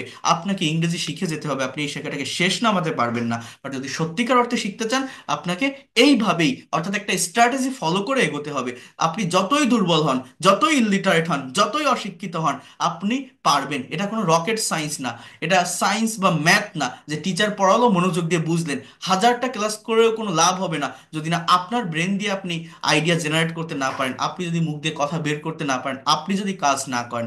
অর্থাৎ আমি যেভাবে শেখাই, প্রত্যেকটা স্টুডেন্টকে দিয়ে কাজ করাই। তো এইভাবে করতে হবে। এই যে অনেকে বলে ফ্রি ক্লাস পেইড কোর্সের পার্থক্য কি, পেইড কোর্স আর ফ্রি ক্লাসের পার্থক্য হচ্ছে, পেইড কোর্সে টু ওয়ে কমিউনিকেশন থাকে, স্টুডেন্টরা ফিডব্যাক দিতে পারে, তারা কথা বলতে পারে, তারা প্রেজেন্টেশন দিতে পারে, স্পিকিং করতে পারে। আর এই ফ্রি ক্লাসগুলোতে আমার এই যে মিউট রেখে পড়াতে হচ্ছে, এটাকে অন ওয়ে কমিউনিকেশন বলে। তো অন ওয়ে কমিউনিকেশনের মধ্যে ভাষা শেখা যায় না। জাস্ট আপনি যতই অশিক্ষিত হন, আপনি পারবেন। Just practice, you have to practice a lot by maintaining correct strategy and technique. You know that practice makes a man perfect, so practice, practice and practice. Just এটা করতে পারলেই আপনি ডেভেলপ করতে পারবেন। এই দেখেন, আমি একটু এই জায়গাটা দেখাই। আমার আমার নিজের লেখা একটা বই আছে। আমার বই কোথায়, আমি একটু দেখাই আপনাদেরকে, তাহলে আপনারা বুঝতে পারবেন। দেখেন এই যে বইটা, এই বইটা, এটা অনেক বড় একটা বই, 400 পেজের একটা বই। আমি দেখাচ্ছি, একটা একটা মিনিট, একটু আমাকে টাইম দেন। Just wait a minute, I am going to show it. হ্যাঁ, তো দেখেন, এই যে বইটা আপনারা দেখছেন, ট্রাই টু আন্ডারস্ট্যান্ড হিয়ার, এই বইয়ের আমি যদি একটু লেসন গুলো আপনাদেরকে দেখাই, এটা আমি যেভাবে লেকচার দেই, যেভাবে পড়াই, ঠিক সেইভাবেই এই লেসন গুলোকে অর্গানাইজ করা। তো আমি আপনাদেরকে একটু দেখাচ্ছি, এখানে বোঝার চেষ্টা করেন। Chapter 1, how to start learning English, এই যে বিষয়গুলো পড়ালাম, প্রোনাউন্সিয়েশন। তো এই বইয়ের কত চ্যাপ্টার জানো, আমার খেয়াল নেই, একটা মিনিট একটু ওয়েট করেন, আমাকে টাইম দেন। চ্যাপ্টার 30, হ্যাঁ এই দেখেন, 29, অর্থাৎ 261 পেজে আছে 30+ sentences practice with on verb. অর্থাৎ একটা পার্টিকুলার ভার্ব দিয়ে আমরা কিভাবে 30টারও বেশি সেন্টেন্স প্র্যাকটিস করতে পারি। এটা হচ্ছে আমার কত নাম্বার চ্যাপ্টার জানো, এটা আসতে সময় লাগতেছে, জাস্ট একটু ওয়েট করেন, একটা মিনিট। এটা কত, হ্যাঁ এইখানে পেয়েছি, দেখেন, একটু বোঝার চেষ্টা করেন। এই দেখেন, এখানে একটা পার্টিকুলার ভার্ব, যেমন গো, এই বইটা দেখছেন, এই দেখেন আমার হাতে আছে, এটা প্রচুর পরিমাণে বিক্রি হচ্ছে, দেখা যায়, এই যে দেখেন এটা। সেটা 400 পেজের একটা বুক। এটা আমি যেভাবে লেকচার দিই, যেভাবে পড়াই, সেভাবে সবকিছু অর্গানাইজ করা। এটা আপনারা অর্ডার করতেও পারেন, কুরিয়ারের মাধ্যমে আমি এটা পাঠিয়ে থাকি। এটার প্রাইস 400 টাকা। এটা আজকেও প্রায় অনেকগুলো কপি চলে গেছে, জাস্ট একটু ওয়েট করে আমি দেখাচ্ছি। তো এই বইটাতে দেখেন, এই যে 29 নাম্বার চ্যাপ্টারে আছে, আই গো টু স্কুল, আমি স্কুলে যাই, I don't go to school, আমি যাই না, do I go to school. এই দেখেন, he goes to school, I went to school. হ্যাঁ, এগুলোর প্রত্যেকটার, I will go to school, I am going to school, অর্থাৎ প্রত্যেকটারই আবার নেগেটিভ ইন্টিগ্রেটিভ করা। এখন এটা কিন্তু শুধু টেন্সের ভিতর সীমাবদ্ধ নেই, এই টেন্সের পর এটা আবার মডেল, সেমি মডেল, এগুলো দিয়ে করা। এই দেখেন, they are to go to school everyday, এর বাংলাটা কি, তাদেরকে স্কুলে যেতে হয়। I was to go to office, আমাকে অফিসে যেতে হতো। এটাকে আবার কিভাবে নেগেটিভ ইন্টিগ্রেটিভ করতে হয়, আবার দেখেন, এই যে I have to go to office today, আমাকে আজ অফিসে যেতে হবে। I don't have to go to office, আমাকে যেতে হবে না। Do I have to go to office, আবার হ্যাজ থাকলে হি has two go to office, তাকে অফিসে যেতে হবে। হি ডাজেন্ট হ্যাভ টু। অর্থাৎ টেন্স, মডেল, সেমি মডেল দিয়ে আমার সমস্ত সেন্টেন্সগুলো করা। অর্থাৎ এই টাইমিংটা, এই সেন্সটা যদি আপনি একবার বুঝে যান, সাবজেক্ট বসাবেন, এই গো এর পরিবর্তে নতুন একটা ভার্ব বসান, নতুন অবজেক্ট অটোমেটিক্যালি চলে আসবে। সেইভাবে জাস্ট আপনাকে সেন্টেন্স তৈরি করতে হবে। এটা জানা থাকলে এইটাকেই প্র্যাকটিক্যালি কনভারসেশন বা স্পিকিং এর ভিতরে আমাদের অ্যাপ্লাই করতে হয়। এবং এটা আপনারা যদি করতে পারেন, অনেক দ্রুত, অনেক কম সময়ের ভিতর এই ল্যাঙ্গুয়েজটাকে ডেভেলপ করতে পারবেন। ইংলিশ ল্যাঙ্গুয়েজ, ইংরেজি ভাষাটা ভালোভাবে শিখতে পারবেন। এখন আমি আরেকটা বিষয় আপনাদেরকে একটু দেখাই দেই, সেটা হচ্ছে কিভাবে আপনারা ইংলিশে প্রেজেন্টেশন দিতে পারেন, অর্থাৎ কিভাবে আপনারা ইংলিশে স্পিকিং করতে পারেন। স্পিকিং করার ওয়েটা কি, এটা আমি আপনাদেরকে একটু বলবো। অনেকে এটা বোঝে না। অর্থাৎ আমি মোটামুটি গ্রামার জানি, রিডিং পড়তে পারি, বাট আমি কথা কথা বলতে পারি না। দেখেন কথা বলা কতটা সহজ। আমি আগামীকালও সেম টাইমে ক্লাস করবেন, আগামীকালকে ক্লাসটা 8:30-এ নিব। তো আগামী ক্লাসে আমি একটা আইএলটিএস এর কিউকার টপিক দেখাবো। আজকে যেহেতু ফার্স্ট ক্লাস, আমি সিম্পল একটা টপিক দেখাই। এই দেখেন, speak about your daily activities using present simple tense. কিভাবে আপনি আপনার প্রতিদিনের কাজকর্মগুলোকে ইংলিশে ডেসক্রাইব করতে পারেন বা বর্ণনা করতে পারেন। জাস্ট ভার্বের উপর ফোকাস রাখবেন। আমি যদি আপনাকে এখন কোশ্চেন করি যে আপনি তো এখন ক্লাস করছেন, so what do you do every day, what's your daily activities, আপনি কি বলবেন? এখন আগে টাইমিংটা বুঝতে হবে যে ওই লোকটা যে আমাকে কোশ্চেনটা করছে এটা কোন টেন্সে। দেখেন এটা কিন্তু প্রেজেন্ট সিম্পল বা প্রেজেন্ট ইনডিফিনিট টেন্স আমি কোশ্চেনটা করছি, অর্থাৎ তারপর উত্তরটা ওই টেন্সেই দিতে হবে, মানে সাবজেক্টের পর ভার্ব ইউজ করতে হবে এবং সেই ভার্বটা প্রেজেন্ট ফর্মে হবে। যেমন দেখেন কিভাবে প্রেজেন্টেশন দিতে পারেন।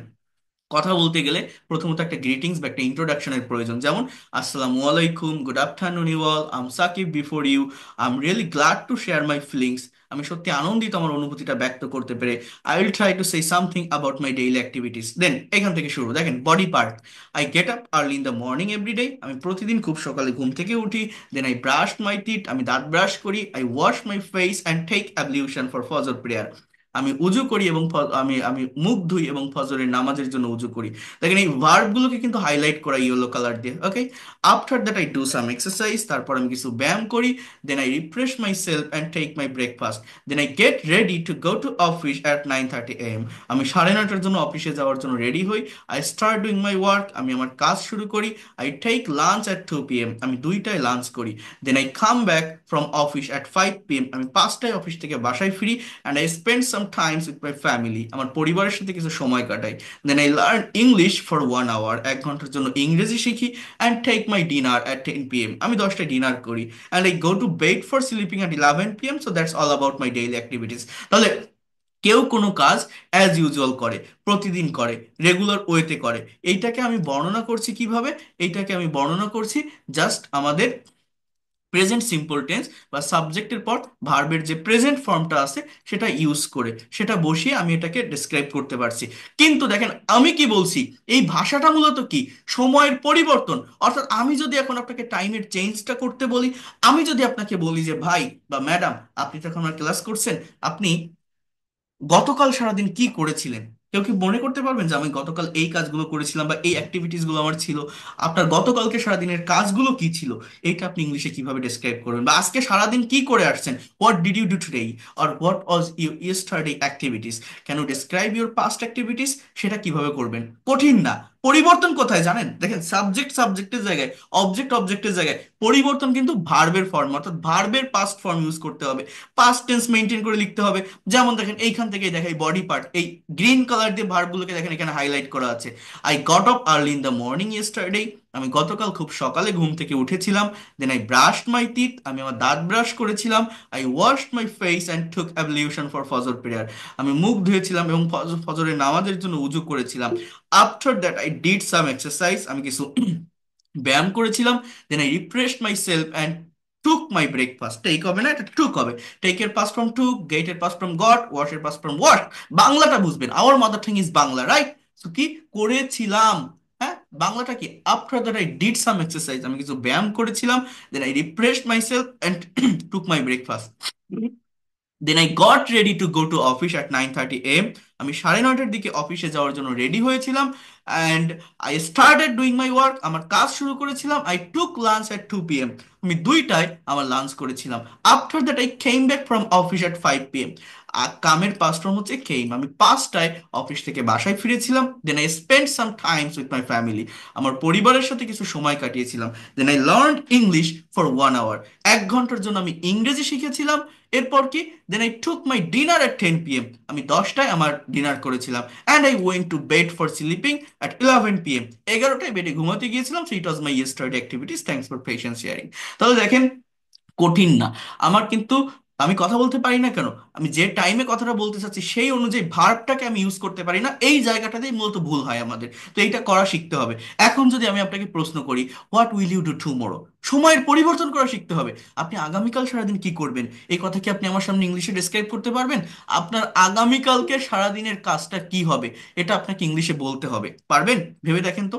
তাহলে কি, আপনি যদি বাংলায় বলেন, স্যার আমি আগামীকাল এই টাইমে ঘুম থেকে উঠবো, ফজরের নামাজ পড়বো, ব্রেকফাস্ট করব, তারপর একটু এক্সারসাইজ করব, অফিসে যাব, একজনের সাথে দেখা করব, বিকালে একটু শপিং করতে যাব আমার স্বামীকে নিয়ে বা স্ত্রীকে নিয়ে, সন্ধ্যাবেলায় বাড়িতে একটু সময় কাটাবো, মাগরিবের নামাজ পড়বো, তারপর ভালো লাগলে আবার আপনার ক্লাসে জয়েন করব। এই যে করব, যাব, খাবো, পড়বো, চলবো, এই কথাগুলোকে আমি কিভাবে ডেসক্রাইব করতে পারি? এটা হচ্ছে ফিউচার ইনডিফিনিট টেন্সের স্ট্রাকচার, সাবজেক্টের পর শ্যাল বা উইল প্লাস ভার্বের প্রেজেন্ট ফর্ম, নট পাস্ট। এই যে বি 1 এইটা বসে, এই দেখেন। কিন্তু এই শ্যালটা শুধুমাত্র ফার্স্ট পার্সন সাবজেক্টের সঙ্গে ইউজ করা যায়। সাবজেক্ট যদি আই বা উই হয় তাহলে শ্যালের ব্যবহার করা যায়, অন্য কোথাও যায় না। ইউ, হি, শি এদের সঙ্গে ইউজ করা যায় না। কিন্তু উইলটাকে আবার যে কোনো পার্সনের সঙ্গে ইউজ করা যায়। আই হোক, উই হোক, হি হোক, শি হোক, এই জন্য শ্যালকে স্কিপ করে সব জায়গায় উইলের ব্যবহার করলে কোনো কনফিউশন থাকে না।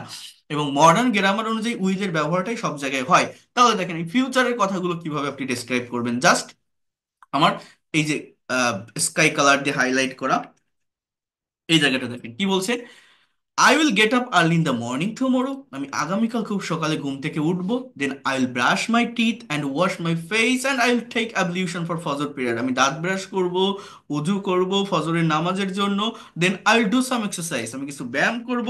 I will refresh my self and take my breakfast, আমি ফ্রেশ হব এবং আমার ব্রেকফাস্ট করব।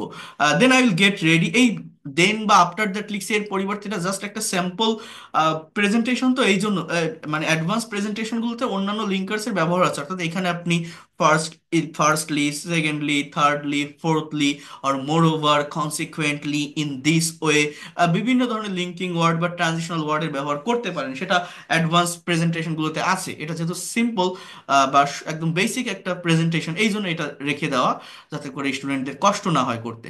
Then I will get ready to go to office and I will start doing my work. I will take lunch at 2 p.m. তাহলে এইগুলোর বাংলাটা কেমন? বাংলা বুঝতে হবে। আমি লাঞ্চ করব, কাজ শুরু করব, রেডি হব।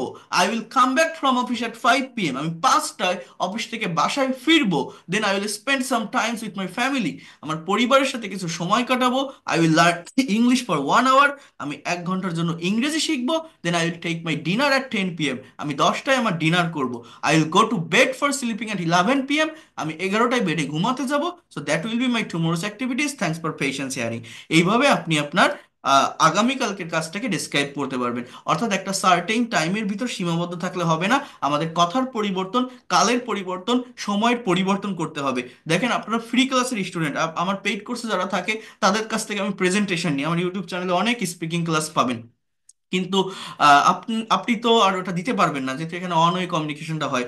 যারা পেইড কোর্সে আসেন বা যারা আসবেন, এটা তারা করতে পারে বা তারা দিতে পারে। অর্থাৎ ইংরেজি শিখতে গেলে, ল্যাঙ্গুয়েজটাকে ডেভেলপ করতে গেলে আপনাকে কথা বলতে হবে, এটা একটা ভাষা। মুখ বুজে থাকলে হবে না। ভাষা শিখতে গেলে নিজের মুখ দিয়ে কথা বের করতে হবে। এই যে জিনিসটা দেখালাম, আপনি তো পেইড করছেন না, ফ্রি ক্লাস করছেন। তো যদি মনে হয় এটা ইম্পর্টেন্ট বা কাজে লাগার মতো, এখানে একটা সাবজেক্ট নেন, একটা ভার্ব নেন। কি ভার্ব নেবেন? এখানে একটা স্যাম্পল অ্যান্সার আছে। এখন আপনি প্রতিদিন কোন কাজ করেন, আপনি গতকাল কি করেছিলেন বা আগামীকাল কি করবেন, আপনার নিজের কাজগুলোকে আপনি এখানে ডিসক্রাইব করার চেষ্টা করেন, বসানোর চেষ্টা করেন। দেখবেন আপনি পারবেন। একবার প্রেজেন্টেশন দেন, একবার কথা বলা শুরু করেন, নিজের ভিতরে একটা প্লেজার কাজ করবে, একটা কনফিডেন্ট কাজ করবে। আমি তো ইংলিশে কথা বলতে পারতেছি, আমি মনে হয় পারবো। কিন্তু যারা মনে করে, অনেকেই আছেন আপনার এরকম, যে আমি আগে শিখে নেই, আমি তো পারি না, এটা পারি না, এটা পারি না, এখানে ভুল হয়, ওখানে ভুল হয়, আগে শিখবো পরে গিয়ে বলবো। এই যারা শিখতে থাকে ওই শেখা শেষ নামাতে পারে না। কিন্তু কাজ করা শুরু করেন, বলা শুরু করেন, দেখবেন আপনি কনফিডেন্ট পাবেন, আপনি পেরে যাবেন। এটা আমরা অনেকে পারি না। আপনি যদি পেইড কোর্সে থাকতেন, আমি আপনার কাছ থেকে প্রেজেন্টেশন নিতাম, গাইডলাইন দিয়ে দেখাতাম, আপনি একটা সেন্টেন্স করতেন, সেটাকে আরো স্ট্যান্ডার্ড কিভাবে করা যায় প্যারাফ্রেজ করে সেগুলো দেখাই দিতে পারতাম। বাট আপনারা তো পেইড কোর্সের না। যারা পেইড কোর্সে আসেন বা আসবেন তারা এটা জানেন বা বুঝতে পারছেন। তো তারা এটা করতে পারবেন। কিন্তু ফ্রি ক্লাস যেহেতু করছেন, যদি মনে হয় এগুলো ইম্পর্টেন্ট বা কাজে লাগার মতো, এটা নিয়ে নেন, আপনাদের কাজে লাগবে, এতটুকু আমি আপনাকে বলতে পারি।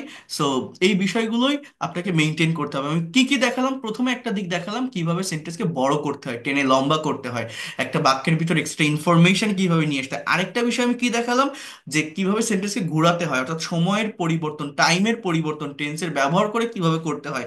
এটা কিভাবে করা হয়, জাস্ট ভার্বের ফর্মের পরিবর্তনের মাধ্যমে। আমরা কথা বলতে পারি না কেন, যে টাইমে কথাটা ভাবি ইনস্ট্যান্টলি সেই ভার্বটাকে ওই ফর্মে ইউজ করতে পারি না, এবং সেটাকে ইউজ করে কিভাবে প্রেজেন্টেশন দিতে হয় সেটাও আমি দেখালাম। এই ল্যাঙ্গুয়েজে এর বাইরে আর কি আছে আপনি বলতে পারেন? জাস্ট এইটাই। এইটাকে ফলো করে যদি আপনি সামনের দিকে এগোতে পারেন, you will be expert and fluent in English within very short time. আমি আবারও বলছি, যারা এর আগেও আমার ফ্রি ক্লাস করেছেন, পেইড কোর্সে আসতে পারেননি, মাঝখান দিয়ে জয়েন করছেন বা করতে পারেননি, যদি কেউ শুরু থেকে এই ভাষাটা শিখতে চান, বা যদি আমার পড়ানোর টেকনিক ভালো লাগে, অনেকে আমার চ্যানেলেও ক্লাস দেখেছেন, যদি মনে হয় এই লোকটা পড়াতে পারে, বোঝাতে পারে, টেকনিক ভালো, তাহলে পেইড কোর্সে আসতে পারেন। আজকে 21 তারিখ, 25 তারিখ থেকে একদম নতুন একটা ব্যাচে আপনারা ক্লাস করতে পারবেন, শুরু থেকে ক্লাস করতে পারবেন। আজকে তো 21 তারিখ, জাস্ট 25 তারিখ থেকেই ক্লাসটা শুরু হবে। 24 তারিখ থেকেই করব ইন্ট্রোডাক্টরি ক্লাস, যদি ওটা থেকে করতে পারেন করতে পারবেন। আর 25 তারিখ হচ্ছে মেইন ক্লাস শুরু, তো 24 তারিখ থেকে জয়েন করলে একদম প্রথম থেকে ধারাবাহিকভাবে করতে পারবেন 24 তারিখ থেকেই। যদি কেউ করতে চান, এটা আমার কোর্স ফি আপনারা অনেক জানেন, 2,000 টাকা কোর্স ফি। এবং আমি একবারেও নিই না, যারা একবারে পারবেন না 1,000 টাকা অ্যাডভান্স করেও পেইড কোর্সের ক্লাস শুরু করতে পারবেন যারা করতে চান।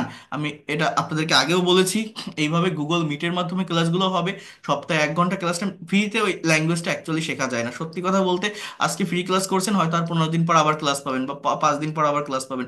এইভাবে বিভিন্ন জায়গা থেকে দেখতে থাকলে, নিজেকে প্রশ্ন করে দেখবেন, হয় না দিন মাস বছর যেতে থাকবে, আপনিও শিখতে থাকবেন। বাট আপনার যদি মনে হয় আমি দ্রুত ল্যাঙ্গুয়েজটাকে ডেভেলপ করতে চাই, একটা মেন্টরের অধীনে থেকে গোছানো পদ্ধতিতে ধারাবাহিকভাবে ডেভেলপ করতে চাই, আমার নেক্সট জেনারেশনকে আমি শেখাতে চাই, বা এই লোকটা পড়াতে পারে, বোঝাতে পারে, টেকনিক ভালো হয়তো শিখতে পারবো, তারা আসতে পারেন। আপনি ব্যর্থ হবেন না, খুব কম সময়ের ভিতর ডেভেলপ করতে পারবেন। 1 ঘন্টা ক্লাস টাইম থাকবে পেইড কোর্সের। আর সপ্তাহে 4 দিন ক্লাস, রবি মঙ্গল বৃহস্পতি শুক্র। কোর্সের ডিউরেশন হচ্ছে 3 মান্থ, টোটাল 3 মাসের কোর্স। এবং এটা যে কোনো বয়সের যে কেউ আপনি করতে পারবেন, আপনি স্টুডেন্ট হন, house wife, teacher, officer, job holder, freelancer বা ইমিগ্রেন্ট, যে কেউ করতে পারবেন। প্রত্যেকটা ব্যাচে 30 জন করে স্টুডেন্ট থাকে, প্রত্যেকটা ব্যাচ এই সন্ধ্যা বা রাতে হয়, যাতে করে স্টুডেন্ট, চাকরিজীবী বা অন্য পেশার মানুষেরা সময় বের করে ক্লাসগুলো করতে পারেন। আমাদের এই যে নতুন যে ব্যাচটা, নতুন স্পিকিং ব্যাচের ক্লাসটা শুরু হবে। এখানে শুধু স্পোকেন ইংলিশ নয়, সম্পূর্ণ ভাষাটাকে ডেভেলপ করতে পারবেন। ক্লাসটা শুরু হবে রাত 9টায়, আবারও বলছি রাত 9টা থেকে ক্লাস করতে পারবেন, রবি মঙ্গল বৃহস্পতি শুক্র, আগামী 24 তারিখ থেকে। এরপর হচ্ছে এই ক্লাসগুলো স্ক্রিন শেয়ার করে নেওয়া হয় ওয়ার্ড বা পাওয়ার পয়েন্ট স্লাইডের মাধ্যমে। এই যেভাবে নিচ্ছি, ক্লাস শেষে ক্লাস রেকর্ড এবং পিডিএফ ফাইল পাবেন। অর্থাৎ ফ্রি ক্লাসেও দিচ্ছি, পেইড কোর্সেও যদি কেউ কোনো ক্লাস মিস করেন, রেকর্ডেড ক্লাস এবং পিডিএফ ফাইল পাবেন। আর বেসিক যারা একদমই দুর্বল, তারা ওটা করতে পারবেন। একদম বেসিক থেকে শুরু করে অ্যাডভান্স লেভেলের প্রত্যেকটা বিষয় আমি পড়াবো, যাতে করে একজন স্টুডেন্ট শুধু স্পোকেন নয়, সম্পূর্ণ ভাষাটা নিজের আয়ত্তে আনতে পারে। আর এই কোর্সে টোটাল 70টা ক্লাসটা হিউজ ক্লাস, কোনো কোর্সে আপনি এত ক্লাস পাবেন না। প্রথম 10টা ক্লাস থাকবে বেসিক গ্রামারের উপর, আপনার ভিত্তিটা মজবুত করার জন্য, ক্রিয়েটিভ পাওয়ারটা বাড়ানোর জন্য, যাতে করে আপনি একটা প্রেজেন্টেশন দিতে পারেন, স্পিকিং করতে পারেন, ভাইবা ফেস করতে পারেন অফিসে বা টিচার্সদের সামনে যারা ইউনিভার্সিটিতে পড়াশোনা করেন। এরপর 30টা ক্লাস থাকবে স্পোকেন ইংলিশের উপর, ইংলিশে কথা বলার জন্য যা কিছু লাগে, টেন্স, মডাল, সেমি মডাল, সব কিছু এখান থেকে পাবেন।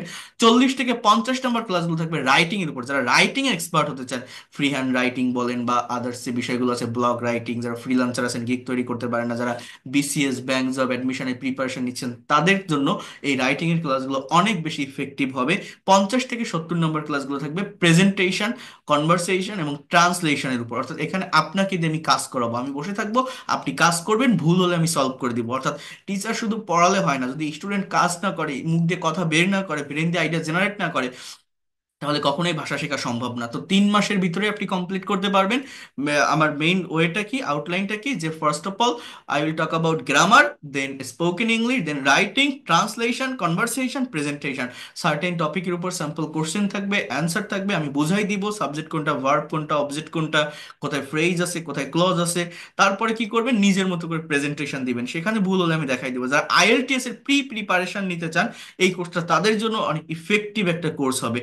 এতটুকু বলতে পারি, 2,000 টাকা কোর্স ফি, যারা পারবেন একবারে দিয়ে দিবেন। 24 তারিখ থেকে ক্লাস শুরু হবে, আর আগামীকালও ফ্রি ক্লাস আছে, আপনারা করবেন। এই নাম্বারে বিকাশ, নগদ বা রকেট আছে, সেন্ড মানি করে জানাবেন। অনেকেই আছেন আগের ব্যাচগুলোতে ক্লাস করেছেন, শুরু থেকে পাননি। তো যারা একদম শুরু থেকে পেইড কোর্সে ভর্তি হতে চান বা ক্লাস করতে চান, এই নাম্বারে সেন্ড মানি করে জানাবেন। একদম প্রথম থেকে ধারাবাহিকভাবে আপনারা ক্লাসগুলো করতে পারবেন। যারা ইন্ডিয়া থেকে আসেন, গুগল পে বা ফোন পে করেও ক্লাস করতে পারবেন। এই নাম্বারে হোয়াটসঅ্যাপে নক করলে, আর এই দুইটা আমার পার্সোনাল নাম্বার, নক দিবেন, জানাবেন, কথা বলতে পারবেন। So that's all for today. এখন কারো কোনো কোশ্চেন থাকলে আপনারা করতে পারেন, আমার এখন একটা ক্লাস নিতে